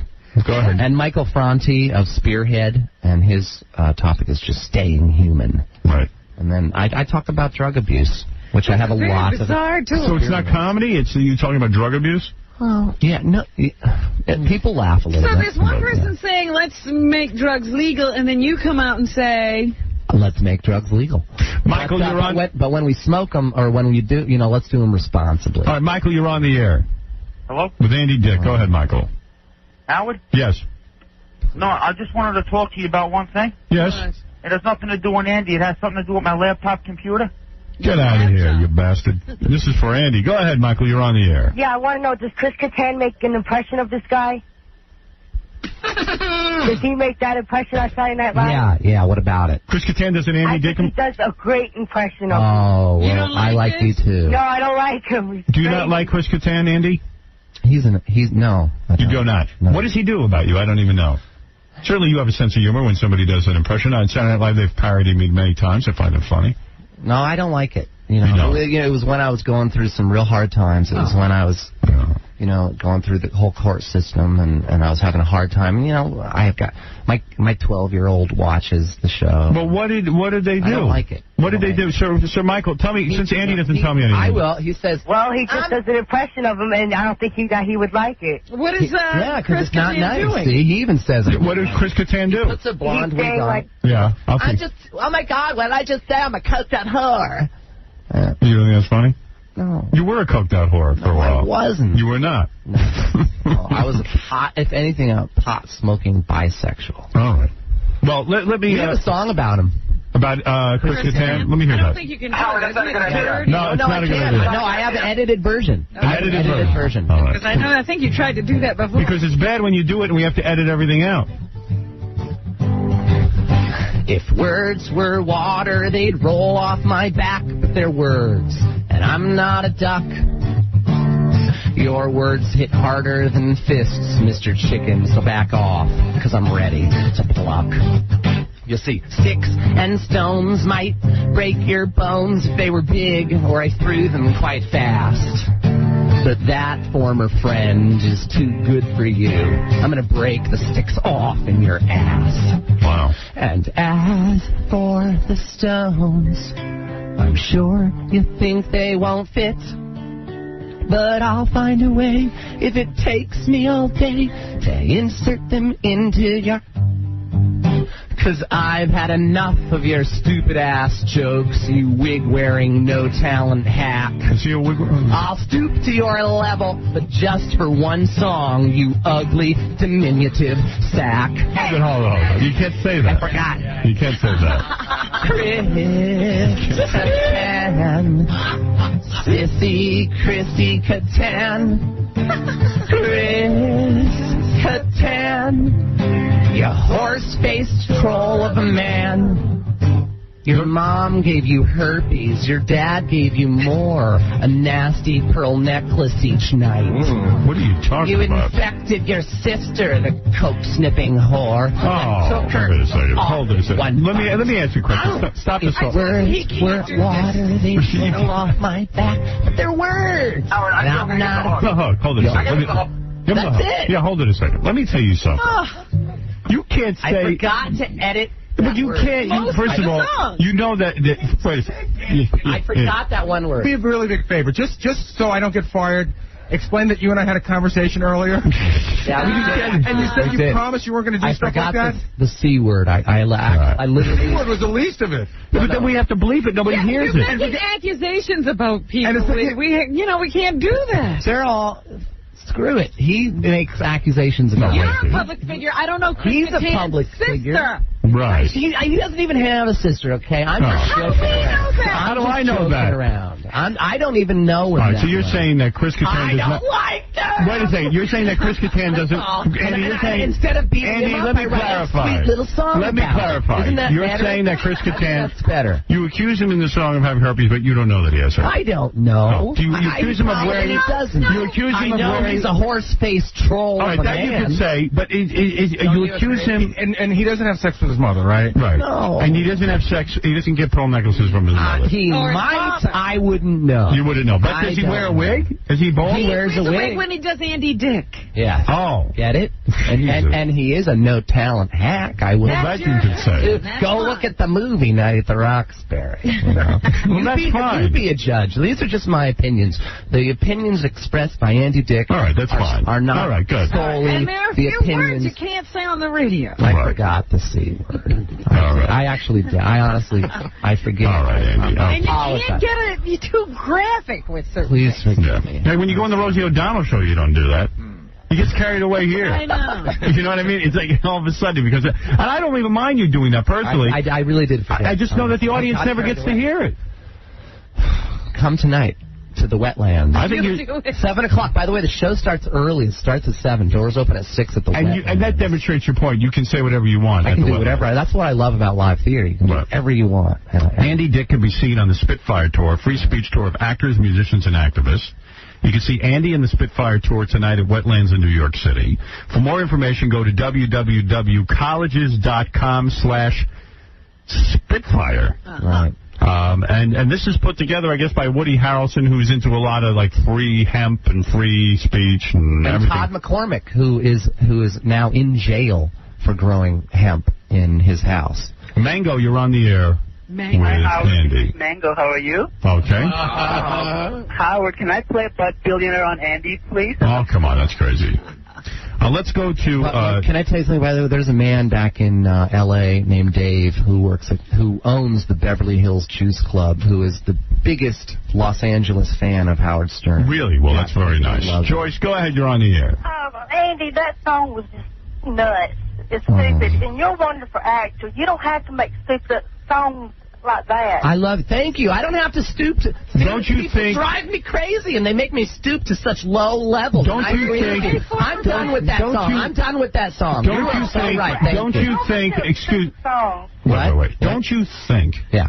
That by doing that song about Chris Kattan... Yeah, it draws more attention to it. You're right. I'm trying to phase it up. Chris Kattan is. Who cares? You're right. That's how I feel. You are so right. I've got to stop giving it power, and I've got to let it go because it Was he a friend of yours? Yeah, we were like I had performed with him live a couple of times, and he was nice those couple of times, and then all of a sudden he's doing this horrible, malicious impersonation. It really hurt my feelings. Don't worry about your acting career, and don't worry about what anybody says. Thanks. You're so right. Sometimes your skin. Sometimes people can get under your skin. Yeah, it does hurt. Right. Okay, let's go to Tom. Tom, you're on the air with Andy Dick. She's right though. Yes. What are you doing today? All right, go ahead and have your moment with Andy. You know what, Andy? I'm going to come down there and kick your ass, you little bag. What?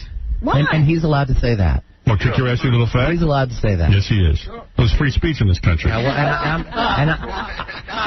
can't use the C word. I didn't threaten anybody in that song. Right. See, that's what I think is What do you mean? You were talking about taking sticks and rocks and... What are you talking about? Right, all right. Here's Brian. Yeah, that's a joke. Brian, you're on the air. Hey, Howard, by the way, I think that guy was joking as well. Brian, you're on. Everyone's joking right into the grave. Brian, go ahead. You're on the air. Listen, I'm back at Andy Dick's house in L.A. Where did you stash all the blow, man? I just need to get high. All right, thank you very much. Jeremy, let's go to you. You must have a serious question for Andy Dick. Jeremy. I'm never coming on the show again. Really? Is that mad? Are you it's horrible. Why is it all horrible? these mean... I'm just taking phone calls. You know, you're doing a whole tour about free speech. Right. And now you're going to tell everyone they can't call in? You want to regulate their speech. No. Come on, I'm trying to find nice phone calls. Threatening people is, I think, a felony or something. Right. It's a misdemeanor. Exactly. This is your audience. These are the people who go to your shows. Great. Hello, you're on the air. Canceled. Andy. Show's canceled. What's going on? Please, let's hear what you have to say. Go ahead, sir. I'm sorry. Are you a little bit less than honest today, Andy? No. Oh. I never. He's never had anal sex, sir. What about Al's? Al's what? You remember Al's time in Cabaret? I met you there about 2 years ago. No. Back to the hotel room. Oh, please. I don't You know. told me it was your first time. I'm sure it was your last. Oh, good. By the way, this is Woody Harrelson on the phone. Just kidding around, I'm sure. Wow. Well, Andy, you got to expect that. You're so open and honest about your life, and then people respond to it. You draw it out of me. It's my fault. I don't come on. Spoken like a true alcoholic. I don't come on. It's everyone else's fault. It's everyone else's fault. Questions, and then I grace you. I shouldn't answer. No, you shouldn't. Are you crying? Let me see if you're crying. Look at me. You're crying now. I am not. Come here. You want me to cradle you? No, I don't like. Cuddle a little. I used to feel safe here. I hope you won't do it. Now we're losing him I don't. Well, what can I do? He's acting irrationally. He'll be back. Are those your fans? Those are your fans. No, they're not. Go ahead, Mike. You're on the air. And say something nice, please. Hey, Andy, I just wanted to say I think that song was really funny, and I'd like to go see it. And you should play it when you play it at your concert for the legalization of marijuana this evening. Okay, I'll try to play. Well, now what do you think of that? That's a nice phone call. One nice guy. Oh, for crying out loud. That's Gary from the outside line. No, you are just... No, it is not. Sir, where are you calling from? No, I'm calling from Amherst, Massachusetts. Oh, that's nice. I think it's funny as hell. Thanks a lot, Howard. Thank you.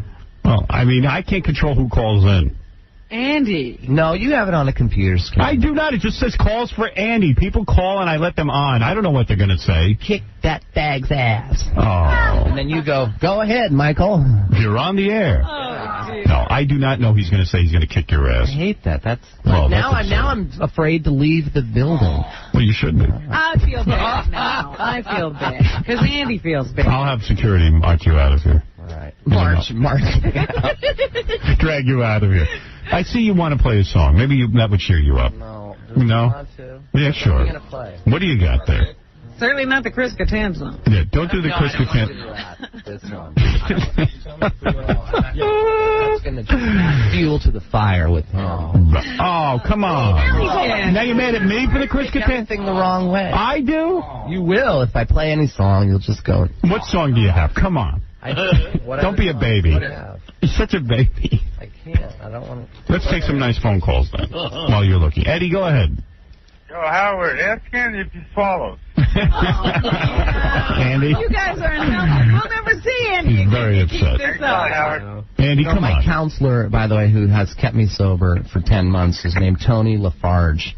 He doesn't mind you announcing his name? No, he has it. Yeah, because he has a business, 310. Can I mention his number? Well, if you must, go ahead. I don't think that anyone's interested. No, because there's a lot of people who want to get sober. Really? A lot of people. Not in this a lot of people. Right now, I need a drink. Do you drink still? Yes. Do you smoke pot? Yes. You do? On occasion, Do yeah. you smoke more now than you did? No, I'm not a real fan of pot. Pot makes me paranoid. I once in a while, maybe I'll take a I hit. just saw your movie, by the way. Thank you. I loved it. Thank you very much. Great. Thank you. Gary was really funny with the little... Andy, look at me. You know I'm a big fan of yours. If people call up and give you a hard time, you got to Don't just... put them on the air. We have You don't so want much phone to calls? talk about. No. I really don't have anything else to talk about. Have you hung out with any new celebrities? Tell me about your life. Is there anything going on? What about your... I want to mention my counselor, Tony Lafarge. Can I ask you a question? 310-488-0490. Well, what about your TV career? News radio is over? News radio's over. Now, I'm aren't in you hooked up with somebody to do a pilot or something? Ben Stiller, his production company, a New Line Cinema. Right. And we might do a show, maybe. Are people afraid to work with you because you're a bit of a jinx? I mean, everyone dies around you. Jinx! Yeah, you know what I mean. Yeah, the show is called Touched by an Angel of Death. Ooh, what a great show. Now, I would watch that. Cool. You're a genius. You're really not winning a friend here. John, you're on the air. Please talk about something real. This is real. I was at Odeon a few Saturday nights after he did the goof on Andy, Chris Kattan. Yeah. It was after the show, and he was acting as Andy Dick in Odeon. He was doing a whole routine. Who was? And Chris we started Kattan. goofing on him, and they threw me and my friends out of the bar. All right, so you stuck up for Andy. Sure did. Chris Kattan did a live show and did the Andy Dick impression, and you yelled. He was Andy Dick in the Odeon. Yeah, he's just eating. He was like a clown jester. He was like a court clown. What is Odeon? I don't know. It's just a restaurant. Here in New York. You mean he dressed up as Andy Dick at a restaurant? What? He dressed up as Andy Dick at a restaurant? No, he was acting as him, doing the same act he did on Right. Oh. Do you get it? He's sitting there with some friends, and all of a sudden he starts doing Andy Dick. And you feel you stuck up for Andy? I did. I got You see? to the bar. You see that? That's nice. And now are you crying? No, now you I wipe wasn't away the crying. tears? Get in your underwear. Let me see what that looks like. Oh, for God's sakes. All right, listen. You want to end with a song? Oh, I can't take it. No. Oh, for goodness sake. Andrew, go ahead. You're on the air. I'm getting depressed. What is it? I don't like the way this is going. Andrew, go ahead. You're on the air. I'm on the air? Yes, you are. Oh, I was just wondering if you guys could play 311 Flowing. What? Get out of here. 311 Falling. What is he talking about? Okay, you want to hear a song about... I don't know. A rebuttal about everybody talking about me in the news and whatnot. Is it dirty? It's a rebuttal. No, it's not dirty. All right, let me do it. Do a little of it. Don't do the whole thing. I'm serious as cancer. I'm not going to die. They've got my death pool in Vegas. That doesn't fly with me. Why not? 5 to 1? We'll see. Listen to this. 20, 60 Minutes, CNBC, Conan, Letterman, Kilborn, Leno, even Donnie and Marie mention me. They love to say dick on TV. I know that idle hands are the devil's friends, but keep your dirty hands off of me, won't you please? Keep your rotten mitts off of me. Let me ask you something. What do you mean keep your rotten mitts off me? You like when people talk about you. You don't like when Letterman and... Malicious. Not when they're malicious. But you're in the news. Why wouldn't you like that? That's part of your shtick. Diane Sawyer, way up my butt. I don't have time for her. I'd rather keep that door shut. She called me at home, that slut. Really? She did? Listen, you've seen me crash and burn on your local news, so I took a wrong turn. I've got the he's on the way out blues. Wow. He's on the way out blues. Idle hands are the devil's friends, but keep your dirty hands off of me. Can't you see there are other wars in other lands? Stop reporting on the one in me. Please stay out of the war in me. Right, it's like an interwar. Wait, you feel that people are attacking you. Yeah, well, they do. They love And it. I think you like it. No, South Park and Simpsons, they took me down, but I've already been a cartoon man, crustier than that nasty clown. They love to kick a man when he's down. Let me tell you something, Chris Kattan. It takes a little more to do me than a wig on the head. Martin falls short, and Saturday Night is dead. I like my impression of me instead. It's better. Thank you. One guy likes it. Idle hands are the devil's friends. They keep you rotten. Get your stinking paws off me, you damn dirty ape. Wow. Yes. Well, let me tell you something. You must have won the audience over with this song. Let's go find out. Let's find out. Wait, I'm not done. No, you're done. Believe me. You don't even know when you're done. Let's find out. Play a song and then you crap all over it. No, I don't. I enjoyed it. Now, let's see if the audience did. Dick, you're on the air. Hello. Hello. Yes. What do you want to say? Wasn't that a great song? That was the most beautiful song I've ever heard. Well, there you go. Andy Dick, you're a great guy. Oh, he's just about as clear as Ralph, though. Wow. Very popular. Pearl before swine. Pearl before. All right, one last call for Andy Dick, who is on tour right now for the Spitfire Tour. Tonight at the Wetlands in New York City. Go see Andy live, where he'll talk about... Really go see Jello Biafra. He's the star of the show. You love him? Kicks ass. All right. Great. Dave, you're on the air. Hello, Howard. Yes, go ahead. One last call. This guy's a miserable faggot. Thank you for spreading the love. No, I really don't know what he's doing. Just take calls all day. All right, Andy, you know I love you. No, I don't think he does. He doesn't know it. No, he doesn't. You don't feel I love you? Oh, boy, come here. Come over here. Come over here now and get on my lap. What? I'm not coming on here. He's retiring from the show. You're running out of shows. No, they all want me. I say no to all the effing shows. You do? Yes, I don't want to do these. Who's asked you to do the show? Everybody from Roseanne to Martin Short to Leno to Conan to Letterman to everyone. That's what that song was about. And you don't feel... I'm here because I feel a little safe. No more. I do not feel safe. Let me talk to your guitar player. Do you feel that way? Yeah, how do Andrew? You know, it's... I thought that was very gracious to him. I think he's having his period. Diane Sawyer, Dateline, 2020, they all want to do stories. And now what are you going to do, write a song about me? Yeah. What, am I going to be the victim? Write it right now. Write it and quickly do a song about me impromptu. Come on. I'm really depressed. You are? I only did this for the Spitfire tour anyway. Andy. Oh, Andy. Come here. You have to bum us out now. Now you've ruined our day. Do you want a drink? You want to get back into a good mood? Come on, we'll have a shot. A little tequila. A little tequila. Andy, look at me. A little. You hate it here? I used to like it. You used to like it here, now you hate it? Well, Andy, this is the same ready to show. go. I'm putting my jacket on. Andy, this is the same show. The same. Anytime soon. Second, don't use the F word. You promised me you wouldn't. You never put those freaks Yes, on. he did. I always did. Remember. Every time. Okay. You were so high you don't remember. No, I've never been high on your show, ever. No. You don't remember when you used to call in and everyone would call you up? You're crazy. Yeah. I did. Oh, you're crazy. All of a sudden the rules have changed. I called in, but I didn't. You have to realize. You're being a baby. This is you. You are being. The same show you've always Andy, look done. at me. You're being a baby. Well, maybe I am. Now snap out of it. It does hurt my feelings. But you had call after call after call saying, you suck, you're a bag. I did that to a bunch of guys who called in and said you were great. You're a bag. If you had people calling in like that, you'd be a little effing... We hear it all the time. I get it every day. You're overly... You know what you are? You're a funny man who can't laugh at himself. Are you kidding? I laugh at myself. No, you don't. No. Yes, Only you can't laugh at what other people do. You have to. You're like Billy Crystal. As long as you say it, it's fine. Don't compare me to him. Yes, you are. You become Hollywood. I'm shocked by what I'm seeing here today, this behavior. I'm depressed about it. You're wrong. Why are you depressed that they're wacky people? They're not wacky. They're just malicious, mean. But that's wacky. I'm frightened to live in this Don't worry, world. you'll be fine. No one's going to bother you. This world scares me now. Thanks for showing me the light. Take it now I see the world. Well, then don't be a performer if you don't want people. You're right. I'm trying to think of alternative careers. What would you do? I don't know. A computer analyst? Yeah, exactly. No, you love the attention. What would I do? All right, so you're saying this is your last appearance. Is that what you're saying? Unless I have a change of heart. In a couple of years, it's going to take. I really am hurt. Why didn't you go on the Swedish bikini team? I was all over them. But sorry, Gary, what did you want to say? I don't want Andy to leave here feeling... I don't care. I'll tell you why. Howard, he's one of my favorites. I'll tell you why I don't care. What?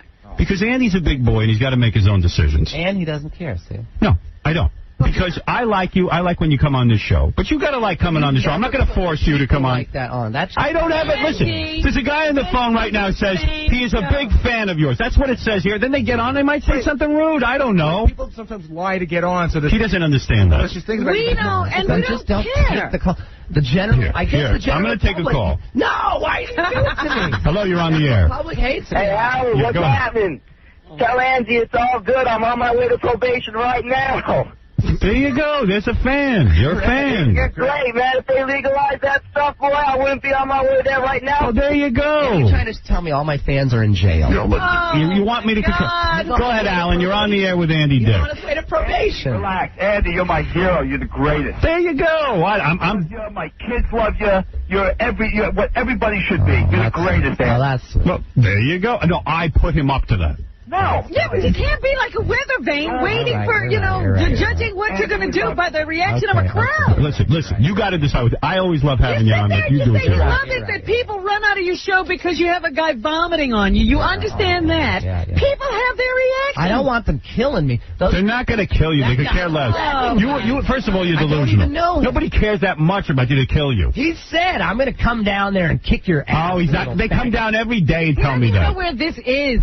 He's got to go to work, that guy. Why don't you go do a Chris Kattan impression? No. I'm not even going to do that anymore. You're not going to do that I'm not going to do that anymore. You're dropping that song from the repertoire. Good for you. I agree with that. And I am going to write one about you. Of course you are. Oh, watch what you say. I have very little. I have a short fuse and then if you get on my bad side, it's relentless. Exactly. You have no idea how bad. You don't like it either. Why do you want? You know what? Why not beat up a girl? Right. Yeah, go beat up a girl, Andy. I'm talking to you. Oh, me?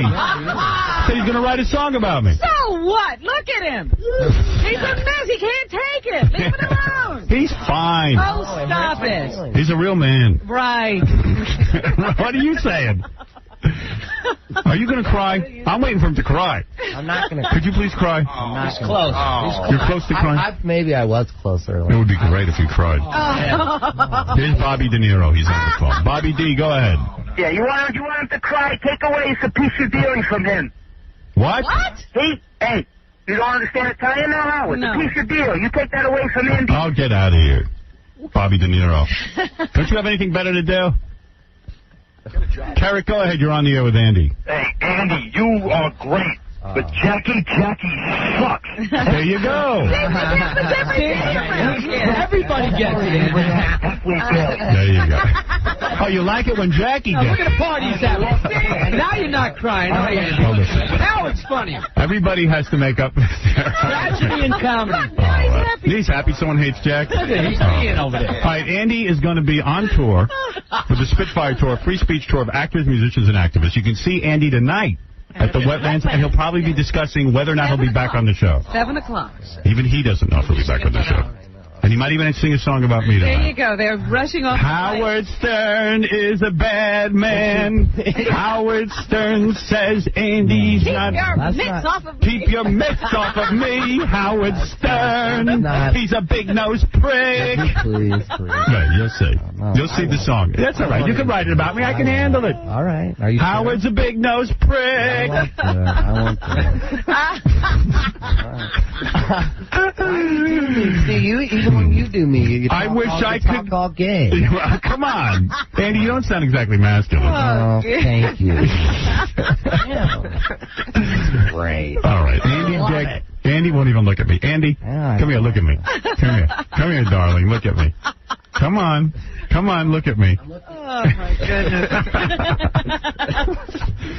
All right, Andy, you have a good day. And I want to thank your guitar player, Andrew, who came in. Andrew, what's your last name? Sherman. Andrew Sherman, who does such a fine job singing with you. And that's it. You'll be okay. It's all good. I'll be okay in a couple of years. What is it, Peter? Yes. Hello? Hi, how are you? Yes. I'll make it 5,000 to your 100 that this guy kills himself within 7 days. Oh, please. Really? Are you going to commit suicide anytime soon, Andy? Absolutely. We'll see. No, I think he enjoys life too much. Super depressed. What are you kidding me? And you're putting him in the hole even more. They're going to blame you for it. Right. If you don't do it soon. The letter. You better. Well, Andy, I love you. The letter will say, Dear Howard. Thank you. Good day, Hal. Andy, I wish you the best. Thanks. Yeah, I really do. All right. You're a funny guy. Thanks. And let's hope that the show goes well tonight. Bye. All right. I'll see you later. All right. Thanks. By the way, that was not Hillary Swank. That was Andy Dick who was just over there. You didn't watch the Oscars? I saw her. She's gorgeous. You love her. I'm in love with her. You are. I am. Her husband was... Chad Lowe. Chad Lowe was crying. Out in a few. I got a feeling they're not going to be married that long. You don't think so? No. No. No, not the way that guy was blubbering. I think it was like, oh my God, I'm losing her. Well, she forgot to mention in my notice. Well, what do you think that is? I would. I did fall in love. I saw her on Leno and I fell in love. Look at big teeth. That's just the kind of girl I like. Turns you on. No, I saw the kind of girl you like. She's very hot. She's a lot hotter than Hillary Swank. She's in bed right now. She wanted me to say hi. Please do. You don't want to say hi to him now, huh? Yeah. No. Lisa, my girlfriend. Yeah. Let's call her. Yeah. You want to call her? No, I don't want to wake her up. No, she's listening. No, whatever. Yeah. Okay. Anyway, let's take a break. Everyone can calm down. It's a very emotional appearance for Andy. Do you want me to stay here, or am I leaving? Well, yeah, I want to talk to you off the air and shake your hand goodbye. I'm not afraid to. Yeah, because if we're not going to see you again, we want to say a proper goodbye. All right. Right. Okay. If this is the last time I'm seeing you, I want to say goodbye to you. All right. We'll be back right after these words. And by the way, the stars of Son of the Beach, Kim Oya and Roland Kickinger, will join us. Well, maybe we can piss them off. Yeah, we'll try and piss them off too. Take a few negative calls, and we'll be back right after these words. Set out to remake Hitchcock's classic, Psycho. But when they substituted Anne Heche in the Janet Leigh role, it suddenly became Dyko. Dyko, you won't be able to stop staring at the horror as Norman Bates yanks back the infamous shower curtain. Oh, no, Mother! What are you doing in here with her? What the hell is that thing? Oh, my God, Mother! Dyko. It's pulse-pounding, nerve-wracking, rug-munching excitement like you've never seen it before, and in full color. Mother, I'm the one who's supposed to be stabbing her! Dyko. Siskel and Ebert gave it 2 turgid thumbs up. Jeffrey Lyons had to run to the bathroom for 15 minutes, and Lex Reed gave The Vibrator 4 stars. Dyko. Coming soon. The Howard Stern Show. You're listening to a man who laughs at other people's misfortunes. Howard Stern. Thank you. Yeah, I sat there and laughed at that guy in the wheelchair in the Academy Awards when he fell over. Hey, Dean, you're on the air. Go ahead, and then we'll meet Kim Oya and Roland Kickinger, who starred in Son of the Beach. That airs tonight, the episode In the Ghetto, which is your favorite episode, Robin. That's it. And I think Jackie's favorite episode. No. Which is your favorite? The Indian one? Yeah, I like Indian Reservation. That's coming up the following week. Couldn't think of it. Anyway, yeah, you'll love it. Yes, go ahead. Yeah, Howard, is it true that you're a smoker now? Are you a cigarette smoker? Absolutely. Yeah, I mean you. No. Is it true that you're smoking cigarettes? No, I don't smoke cigarettes. Because I heard that you were smoking on the set of Son of the Beach. Is that true? That is not true. By the way, I'm a reporter for Glendale Globe. Are you sure you're not an extra? An extra? What are you talking about? I don't mind. You say I'm a smoker, but I'm denying it because I don't. Why wouldn't I tell you if I smoke cigarettes? I don't smoke cigarettes. In fact, it's funny. I had some people over to watch the Oscars the other night, and someone lit up a cigarette, and I was looking at it. I said, maybe I take a drag of that. Yeah. And then I said, why would I do that? And I didn't. You let people smoke in your apartment? I did. Yeah, there was that dopey Ralph who lit up a cigarette, and then I kind of put it out. I thought he did. Yeah, I was like, why is he doing that? Because he's passive-aggressive. Right, he hates me. So, Howard, by the way, I'm a reporter for the Glendale Yeah, I heard that. Why don't you repeat that 50 times? Well, I just to let you know because I was going to print this story, but I'm not going to print it now. Well, of course not. It's a silly story. It's not true. Why would you print a story that's not true? Yeah. How does it feel to be a genius? It feels good. It feels good? Yes. Are you a happy man? A happy man? Are you doing an interview? No, I'm not a happy man. You're not a happy man? No. Why are you not a happy man? Why am I not a happy man? You want me to go into that? Is it because you're a genius? No, first of all, I resent the word genius. Genius is for people who are great inventors or Einstein. Jackie, you be quiet, Jackie. If this guy feels I'm a genius, let him say it. Well, you could be a genius to him. You don't know how bad off he is. Right. I mean, penis jokes is not a way to be a genius. But I enjoy entertaining people. And am I a happy man? Am I someone who walks around ecstatically happy or even marginally happy? No, I'm not. I'm mostly depressed. day-to-day life you're depressed. So, I mean, basically... I'll tell you what makes me happy, and my children make me happy. And doing the show makes you happy as well. But otherwise, you're an unhappy man. Yes. Do you think it's because maybe you and the other sex don't communicate? That's not true. In fact, the fact of the matter is that I get along with women much better than I do with men. So you don't have a hard time communicating with women? And not at all. In fact, I enjoy communicating with women. I enjoy talking with women. I enjoy working with women. I don't have hang-ups that way. That's not why I'm unhappy. What about the recent stories in the National Enquirer, with you having problems as far as communicating and with your recent dates with that famous lady? I'm having trouble communicating with who? You're having trouble communicating with him. I didn't read that I was having trouble. Robin, can you stay quiet, please? Yeah, no, Robin, I'm in the middle of an interview. Robin, I'm not talking to you. I'm talking to the genius, okay? The genius. You're an extra. No, I'm talking to an extra. All right, well, listen. I don't know who you're referring to that I had problems communicating with. I have many female... Did you recently go on a date with a famous Hollywood porn star? No. Porn star? No, I did not. I don't know what you're talking about. I'm not dating any porn star. That's such a rock star Why thing. didn't you say her name? Right. What name is this of the person? Well, I'd rather not say in the air because... you could say it. You won't be sued. Okay. I'd actually like to move on. Next question. So far, everything you've reported on me has been untrue so far. I'm smoking. I'm dating porn stars. No, I'm not going to print this. Well, of course not. Okay. Are you sure you're talking to the right guy? Maybe you're supposed to be interviewing someone else. Maybe the genius is someone else. Maybe it's Kid Rock you're supposed to be talking to. Or Fred from Limp Bizkit. Do you find your therapist is helping you cope with day-to-day life? Yes. How many times a week do you see a therapist? 3. 3 times a week? That's right. So you would recommend a therapist for an unhappy man? Yes. A therapist? The therapist? Yes, I would. I would recommend it. Okay. Thank you very much. All right, you're welcome. There you go. Bye-bye. All right, it was the I wackiest... can't wait to see that article. I never heard of such a thing. The guy's whacked out of his skull. John, you're on the air, and then we're going to meet Kim Oya and, of course, the great Roland Kickinger of Son of the Beach, the hit television show that airs on FX tonight, Tuesday nights. 10:30. Vinny Favali, who is a vice president of programming here, said to me he doesn't understand why the show airs at 10:30 at night. He said it should be 10 o'clock at the top of the hour, because that's when people switch channels. He's a great programmer. Well, I know he's a fat programmer. Go ahead, John. Hello. Yes, John. Howard. Thank you. Howard. Yes. How you doing? Oh, John. Come on, John. I'm a representative of Utz Potato Chips. You're a representative of Utz Potato Chips. Yes. What does that mean? What do you do for them?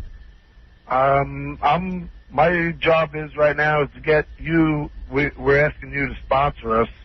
We're prepared to give you a 2-year, $10 million contract and a $1 million signing bonus on the spot. I'm prepared to come onto the show and talk to you about exactly what we have. First of all, you do this through his agent? Yeah, this doesn't sound legitimate. You would call my agent if I've never endorsed a product in a television commercial or anything like that. I understand that, and I've been trying to get in touch with you.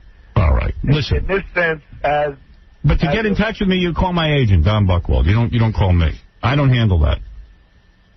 So then you just get in touch with him. Right. Drop the $10 million off here, and then I'll go over and do it. You get him a meet with Don. Yeah, and I'll let you meet Don. It's $10 million just to meet with Don. All right, listen, thank you. Why don't you call my agent? I have his phone number. Good, thank you. You think that guy knows anybody at Utz? No.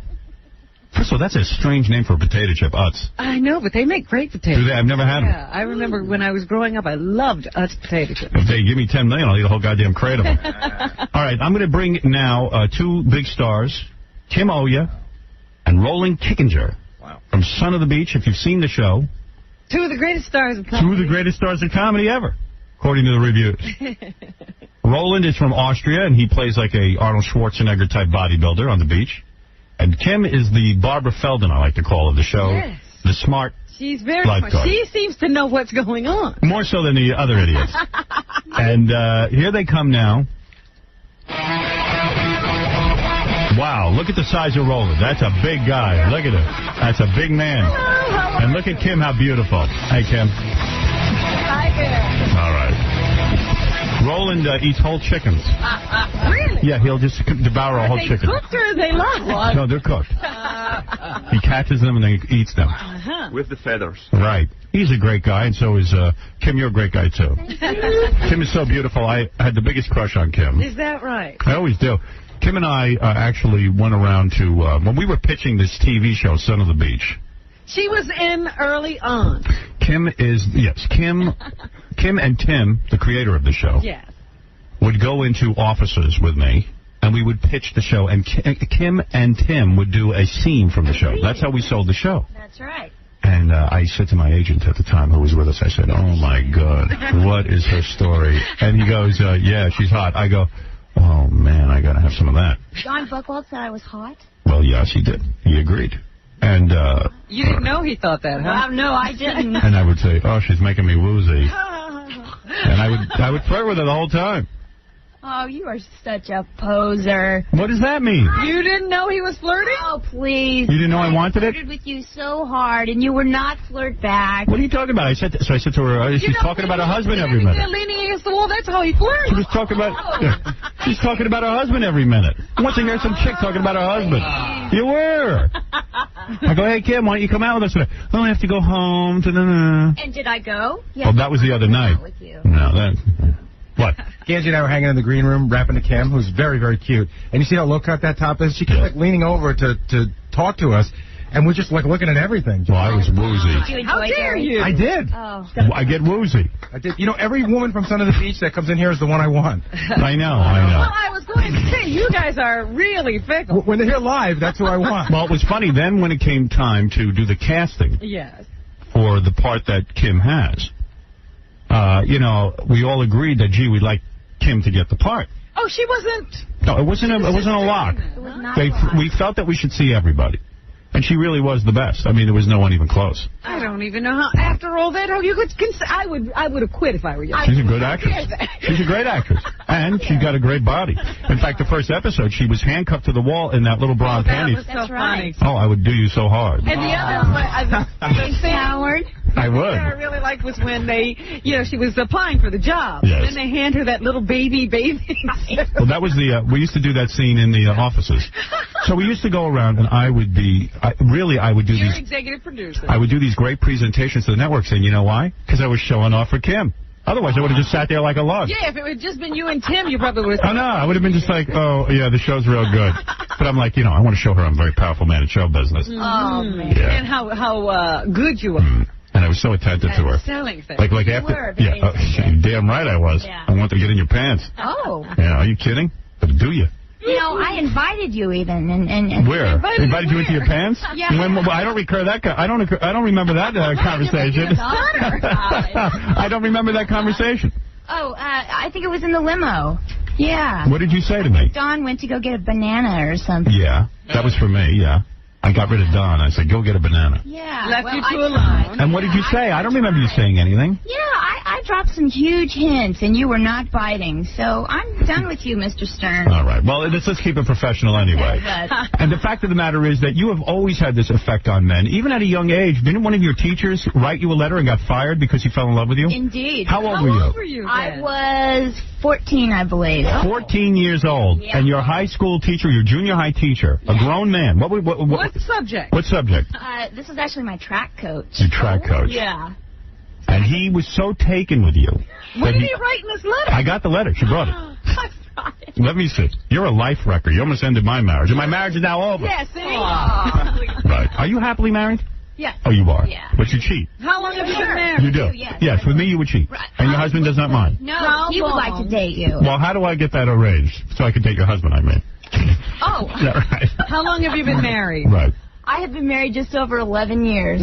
She got married when she was like 19. Yeah, just a kid. And you haven't banged anyone since you were 19? You're just your husband? That's right, just the one guy. And he delivers it all to you? Yes, he does. He does? You're very satisfied with that? I'm very satisfied. Is he the only guy? What do you mean? You were a virgin when you met him? Actually, yeah. Wow. Really? You've never had sex with a different man? told him. Wow. One guy. Your private parts aren't curious to be with another man? Don't worry, Roland. We're going to work you over next. Yeah, your private parts. I got plenty to say. Your private parts aren't curious for another. Yeah, they're mildly curious. Right. You have never been made to love to by a Howard Stern. You have no idea what that's like. No, I have no idea. And you're lucky. Yeah. It'll drive you right back to your husband. All right, here is the letter that your teacher wrote you. Yeah. Your summer will be terrific, and I think positive. Now, you've saved this letter. Why did you save this letter? I saved this letter because this is a huge piece of my history. All right. I'm going to skip some of this. I admire the way. Like the third or fourth paragraph. All right. You are beautiful, but I have told you that. You have the longest and prettiest eyelashes I have ever seen. Oh, my goodness. And the guy's, where's the guy's picture? I have it over here. Oh, my goodness. Look at that. That's great. At the time, I thought, ooh, he's sexy. But now I look back. Right. You are beautiful. Did you have a crush on him? Oh, yeah. You did? Yeah. Right. You are beautiful, but I have told you that. You have the longest and prettiest eyelashes I have ever seen. Your body drives me crazy. Whoa. If I could marry you today, I would. Oh, I love you. Wow. I love you. Did you show this to your parents? Is that what happened? Here's what happened. I came home, and I was just so, thrilled with myself. Yeah. And I had gotten the attentions of a grown man that I was, like, waving it around. And I was kind of, Not realizing the ramifications. Yeah. So my dad goes in my room and finds this letter. Right. And next thing I know, the principal's at the house, and the teacher's fired. And, Right. Wow. Oh, this is a scandal. Big deal. Listen, I really believe that this is a schoolgirl crush. So if you start liking someone else, I will understand. You can't keep from dating for 3 years. Did you tell him you were going to only be in love with him? I don't think so. What's he talking about? I think 3 years till I graduate. Just don't get serious with anyone. Remember, when you graduate, Wow. I'll be 28 years old. I'm 10 years older. If it's not just a crush, I'm terribly happy. 3 years is awfully long time. Time will tell. Wow. P.S. You shouldn't break old men's hearts. Man. Shocking. Yeah, what happened to him after? Oh, well, I don't know. I think he went to another school. Yeah, that's what I'm afraid of. Do you mind if I say this? I want to copy this letter down to my interns. Because you don't know what you're writing. Yeah, right. You are so beautiful. I can't believe it. Wow, that is some story. I know. I used to get the attentions of older men all the time. Wow. I was in my teens and 20s. You're a beautiful woman, let's face it. You're intoxicating. Crying out loud. You're running around in those little skirts when we were doing those auditions or whatever they were, making me nuts. Now that I'm in my 30s, I find that it doesn't happen that much anymore. Get out of here. No, I'm dead serious. You are a sexy woman. Oh, well, thank you. It's unbelievable. You like being on Son of the Beach? I love it. You love it. It's a fun show. It's so fun. It's such a good show. Oh, man. And the reaction has been very positive, has it not? Yeah. The reviews have been incredible. Unbelievable. And we, beyond our wildest expectation, quite frankly, I thought maybe the reviewers would trash the show because, it's just frivolous, but they get the humor of it, and they see also there's some intelligence behind it. Isn't that true, Roland? Well, I think it's an educational film, right? That's right, it is. You learn a lot. You learn about sun tanning and all that. Now, Roland's got a fascinating history as well. But I don't have a love letter like that. You don't have love letters, but women... Your teacher fell in love with you? This is a very good-looking guy, and he is very muscular.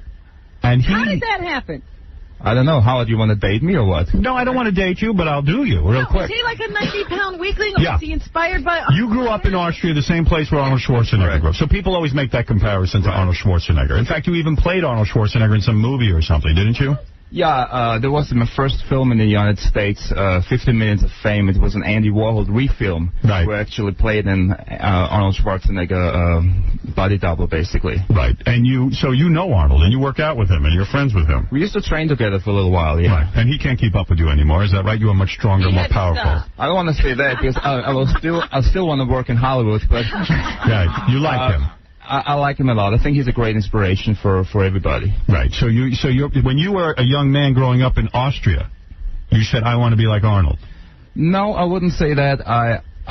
I think Arnold is a great motivation, and I always believed in the American dream. I believe when you work hard, you can go as far as you want to go. But does everybody in Austria believe that you build muscle and then you take over America? Yeah, everyone over there is bodybuilding like crazy. Wait a second.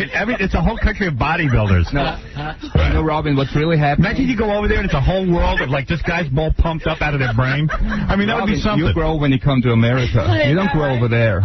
When you come over here, you really start growing. So you came over here in 1995, and but what Robin asked is true. When you started bodybuilding, you're a tall guy, but you were very skinny. I was skinny. I was 145 pounds when I started. What do you weigh now? Now I weigh about 250. 250 pounds. But Howard, I dropped another 50 pounds for that show. You did? I was always in my range was like 300 pounds all the time. How do you do that without getting fat? I don't understand. You work out, what, an hour and a half a day? An hour and a half, yeah. But don't forget, I'm training since 17 years. Right. You know, I've been doing it for almost my whole life. You started too late, Howard. I think that's my problem. I started too late. How about the matzo ball diet you gave me? Isn't that good? In yet? So I went to dinner with Roland, you know, and we Roland, the other day I had Lila up to my apartment. We had dinner together. Right. Do you guys know about this? We had dinner together. Yeah, we had dinner together. Yeah. And oddly enough, I don't want to have you up to the apartment and have dinner with you. But what is that? How come? No, actually, I would. It would actually be fun. No, we ate dinner together, and you really have this strict diet. We had just chicken breast and salad. Salad, right. But you don't eat any bread? I eat bread, but once in a while. You know, when you start working out, you know, you can get away with a lot of things, but you have to work out. Right. But more or less, I eat like whole foods. Really? Does he drink? You lush over there? Because listen, you're giving up your body to drink. Do you drink any alcohol? Once in a while, like I said. When I party, then I really party. Bread. Once in a while, you have beer alcohol. with the bread, you know. What do you have, a beer, or you drink wine or something like this? I like beer, I like red wine. Right. So but only in moderation. Right. And you are a handsome man, and in fact, men and women come on to you all the time. Isn't that true? Because you're... Now it comes. No, you have a girlfriend of 2 years. Is that correct? A girlfriend, that's correct. Because I noticed on the set, you never hit on Kim, you never hit on Lila, you never hit on Jamie. You know, just like you, Howard, you would never hit on Robin because you work every day with her. I would in a minute. She just doesn't reciprocate. That's the problem. I'd be on top of her in 2 seconds. Did Andy Dick hit on you when you left? No, not yet. No, not yet. But it's great working with the girls on Son of the Beach. I have a blast, and I'm happy to be in this working environment. Is tonight's show the one where you do the strip? Tonight is actually the show where I go to the where win the Peck pageant. Oh, this is the greatest. This is such a great episode. That's right. This is your episode. I might clinch the nipple tonight. Yes, this is a great episode where Roland is featured because he is going after a bodybuilding competition. Right. And the mayor wants to sleep with him. The Peck pageant for men. And Roland actually uses his brain to defeat the mayor. He does it. The big prize is... The peck. The big nipple. The big nipple. It's the golden nipple. And by the way, it's the biggest thing you're ever. competing against another bodybuilder named Mike Hunt, right? That's right. Actually, it's Gunther. Gunther. It's the big Gunther. Yeah, right. With 2 nipples. So tell me about the women, right? There are women who have flown in from other countries just to make love to you. Isn't that correct? They want to have sex with you. That mayor storyline is not far from the truth. No wonder you're so good in that role. You can relate to it. Is that correct? Well, how did you know? You have probably tons of female fans. Of course. You know, and when you're in public, when you're featured in a magazine and you do TV show commercials, people see you as a public person. Sex symbol, yes. Sex symbol, right? Yes. And they have a certain, they imagine a relationship with you, even though it's not existing. And I have this one girl once from Australia. She came all over from Australia to meet me. Yes. And she saw you in a magazine or something? She saw me in a magazine. Bodybuilding magazine? It was Muscle and Fitness. Yeah. Okay, yes. And she sees this and she says, I have to have this man. I want to experience making love to him. Was she a good-looking woman? She was very good-looking. Yes. Yeah. And you don't do that. In other words, like a rock star, you don't just say, hey, I'm going to bang her and have sex with her, wild sex. You don't want that. Well, like I mentioned earlier, I have a very special person in my life, so I didn't feel Kim, have you met this special person? I've met Melanie, yeah. You have. Is she very special, like hot? Quite special. Really quite special, really. But he wasn't Is she perfect too? with this woman. She's pretty perfect. She's pretty perfect. Like a backbone, you know, she keeps you in order. Right. But he wasn't always with her. Now, did he take advantage? Was there a time you were wild and had sex with many women?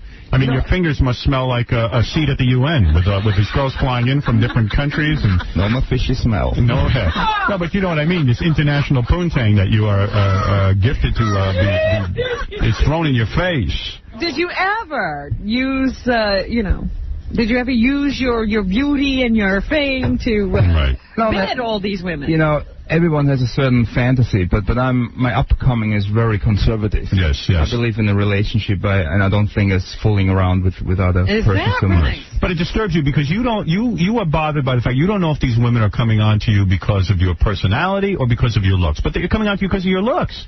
Well, you don't know that. Of course, if she sees you in a magazine. In a magazine, your personality is not there.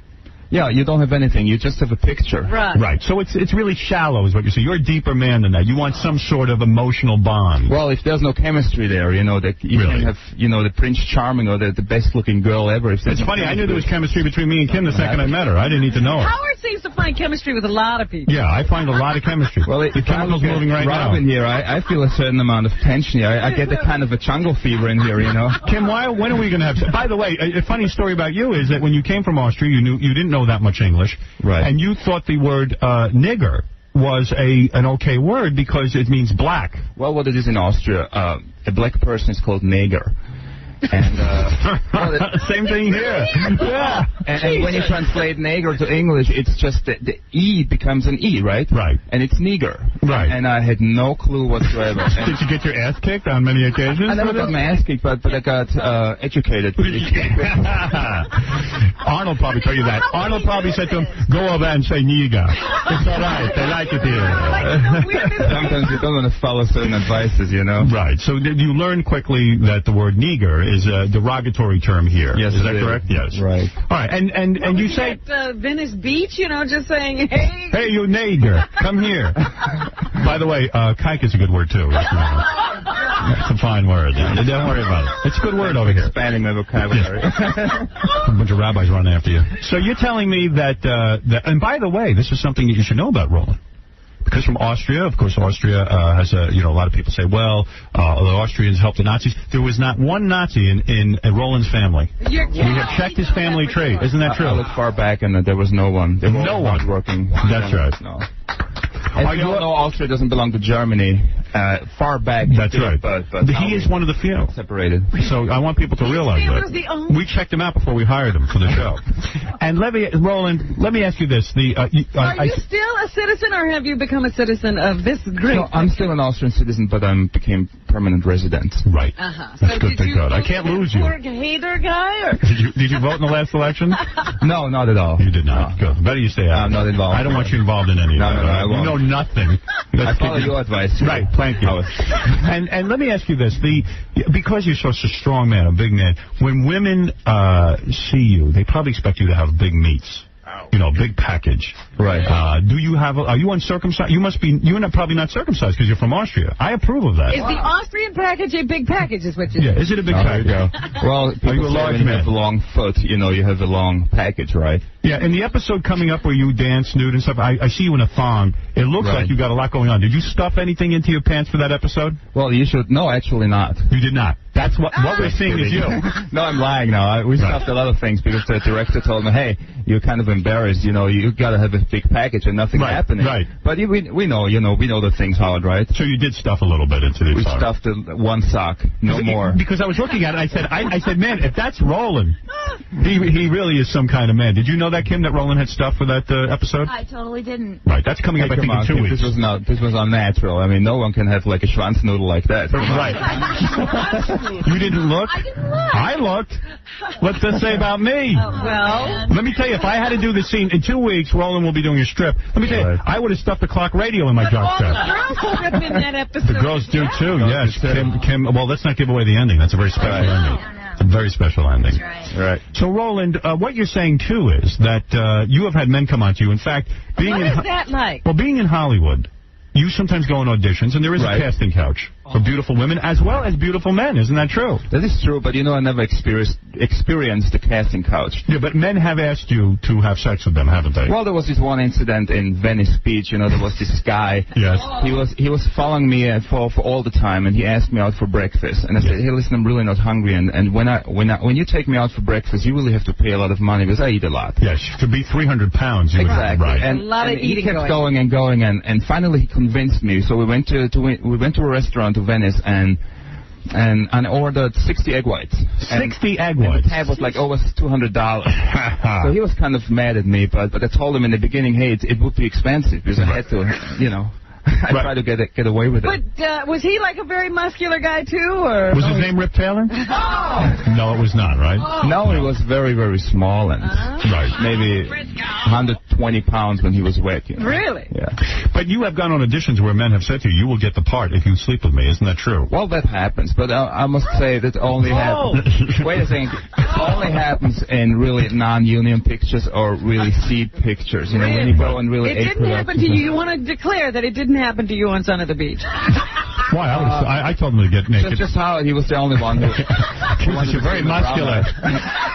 So, did you ever say yes to these men? Never. No, I never did, no. Men have even asked you to come over and pose nude for them so they can paint you and things like that? Well, the thing is, you know, when you come to a new country and you don't have anything, right? Yes. You get certain offers. Yes. You know, now it's up to you whether you do it or not. And you were broke when you came here. I had So $500. what did you have to do? Here's what a guy offered him $10,000 to pose in front of a group of 20 or 30 gay men, right? So that they could sit there and pleasure themselves while they were Right. Oh, dear. Well, What happens, you know? money? I never took the money, no. No. But I did pose. No, just kidding. No. You would not take the money. No, I wouldn't. You would not sit there if naked this for is them. what it takes to make money here in America, I would have just gone back to Austria. So how did you make money when you first got here? Well, I had several ideas. What I did is I painted house numbers on roofs of houses of residential properties. And I thought when people pay for that? You went around door to door. You said to people, "Can I paint your house number on top of the roof so the police helicopters can see the numbers?" Well, but why would people care about that? Hey, the thing is, there was lots of crime in LA, as you all know, and I think the helicopters, I thought, is always the first one who comes to the crime scene. Yes. But sometimes they get lost because they don't see the house number. So I figured, hey, if I paint the house number on the roof, they are much faster at the crime scene. But couldn't they? Once you gave them this idea, couldn't they go up on the roof and paint it themselves? They could have, but nobody would have done it. No one would do it. So did people actually pay you to paint their roof number on the house? Yeah, I asked for donations. And what does it cost to get your number? How much does it cost to get your roof? I never asked for money, but usually people gave me like $10, $20, $5. Right. Well, that was some way to make money. I mean, that would barely pay for your egg whites. Egg whites and breasts. Right. You're talking about chicken breasts. Right. Let's talk to Ray. Ray, you're on with the stars of this hit new show, Son of the Beach, which airs on FX tonight at 10:30. And tonight's episode is wild, as you see Roland take on a bodybuilding contest, and the mayor's trying to sexually harass him. And it is very, very disturbing what goes on in this episode. And it's called In the Ghetto. And also a black gang tries to... gang is on the beach. They try to force Notch Johnson to swallow condoms and be a drug mule. Yes, go ahead, Gary. Just a couple of things I noticed about Kim from her notes that we didn't get to that are pretty interesting. Yeah. Mm-hmm. When Kim was a new actress and she didn't know the business all that well, right. She was in some TV movie about Lucy and Desi, right. And they were supposed to be kissing, but it was supposed to be implied and off screen. She was even on screen, right. But the actor convinced her that they needed to make out in order for it to work correctly. Kim probably liked that, though, because you've never been with another man beside your husband. Come on. It's unbelievable. Go ahead, Ray, you're on the air. Yeah, how you doing, Howard? I wanted to ask this guy Roland a question. I'm about 140 pounds myself, and I'm thinking about bulking up a little bit. And, I talked to the guys in the gym, and they're kind of pressuring me to do steroids.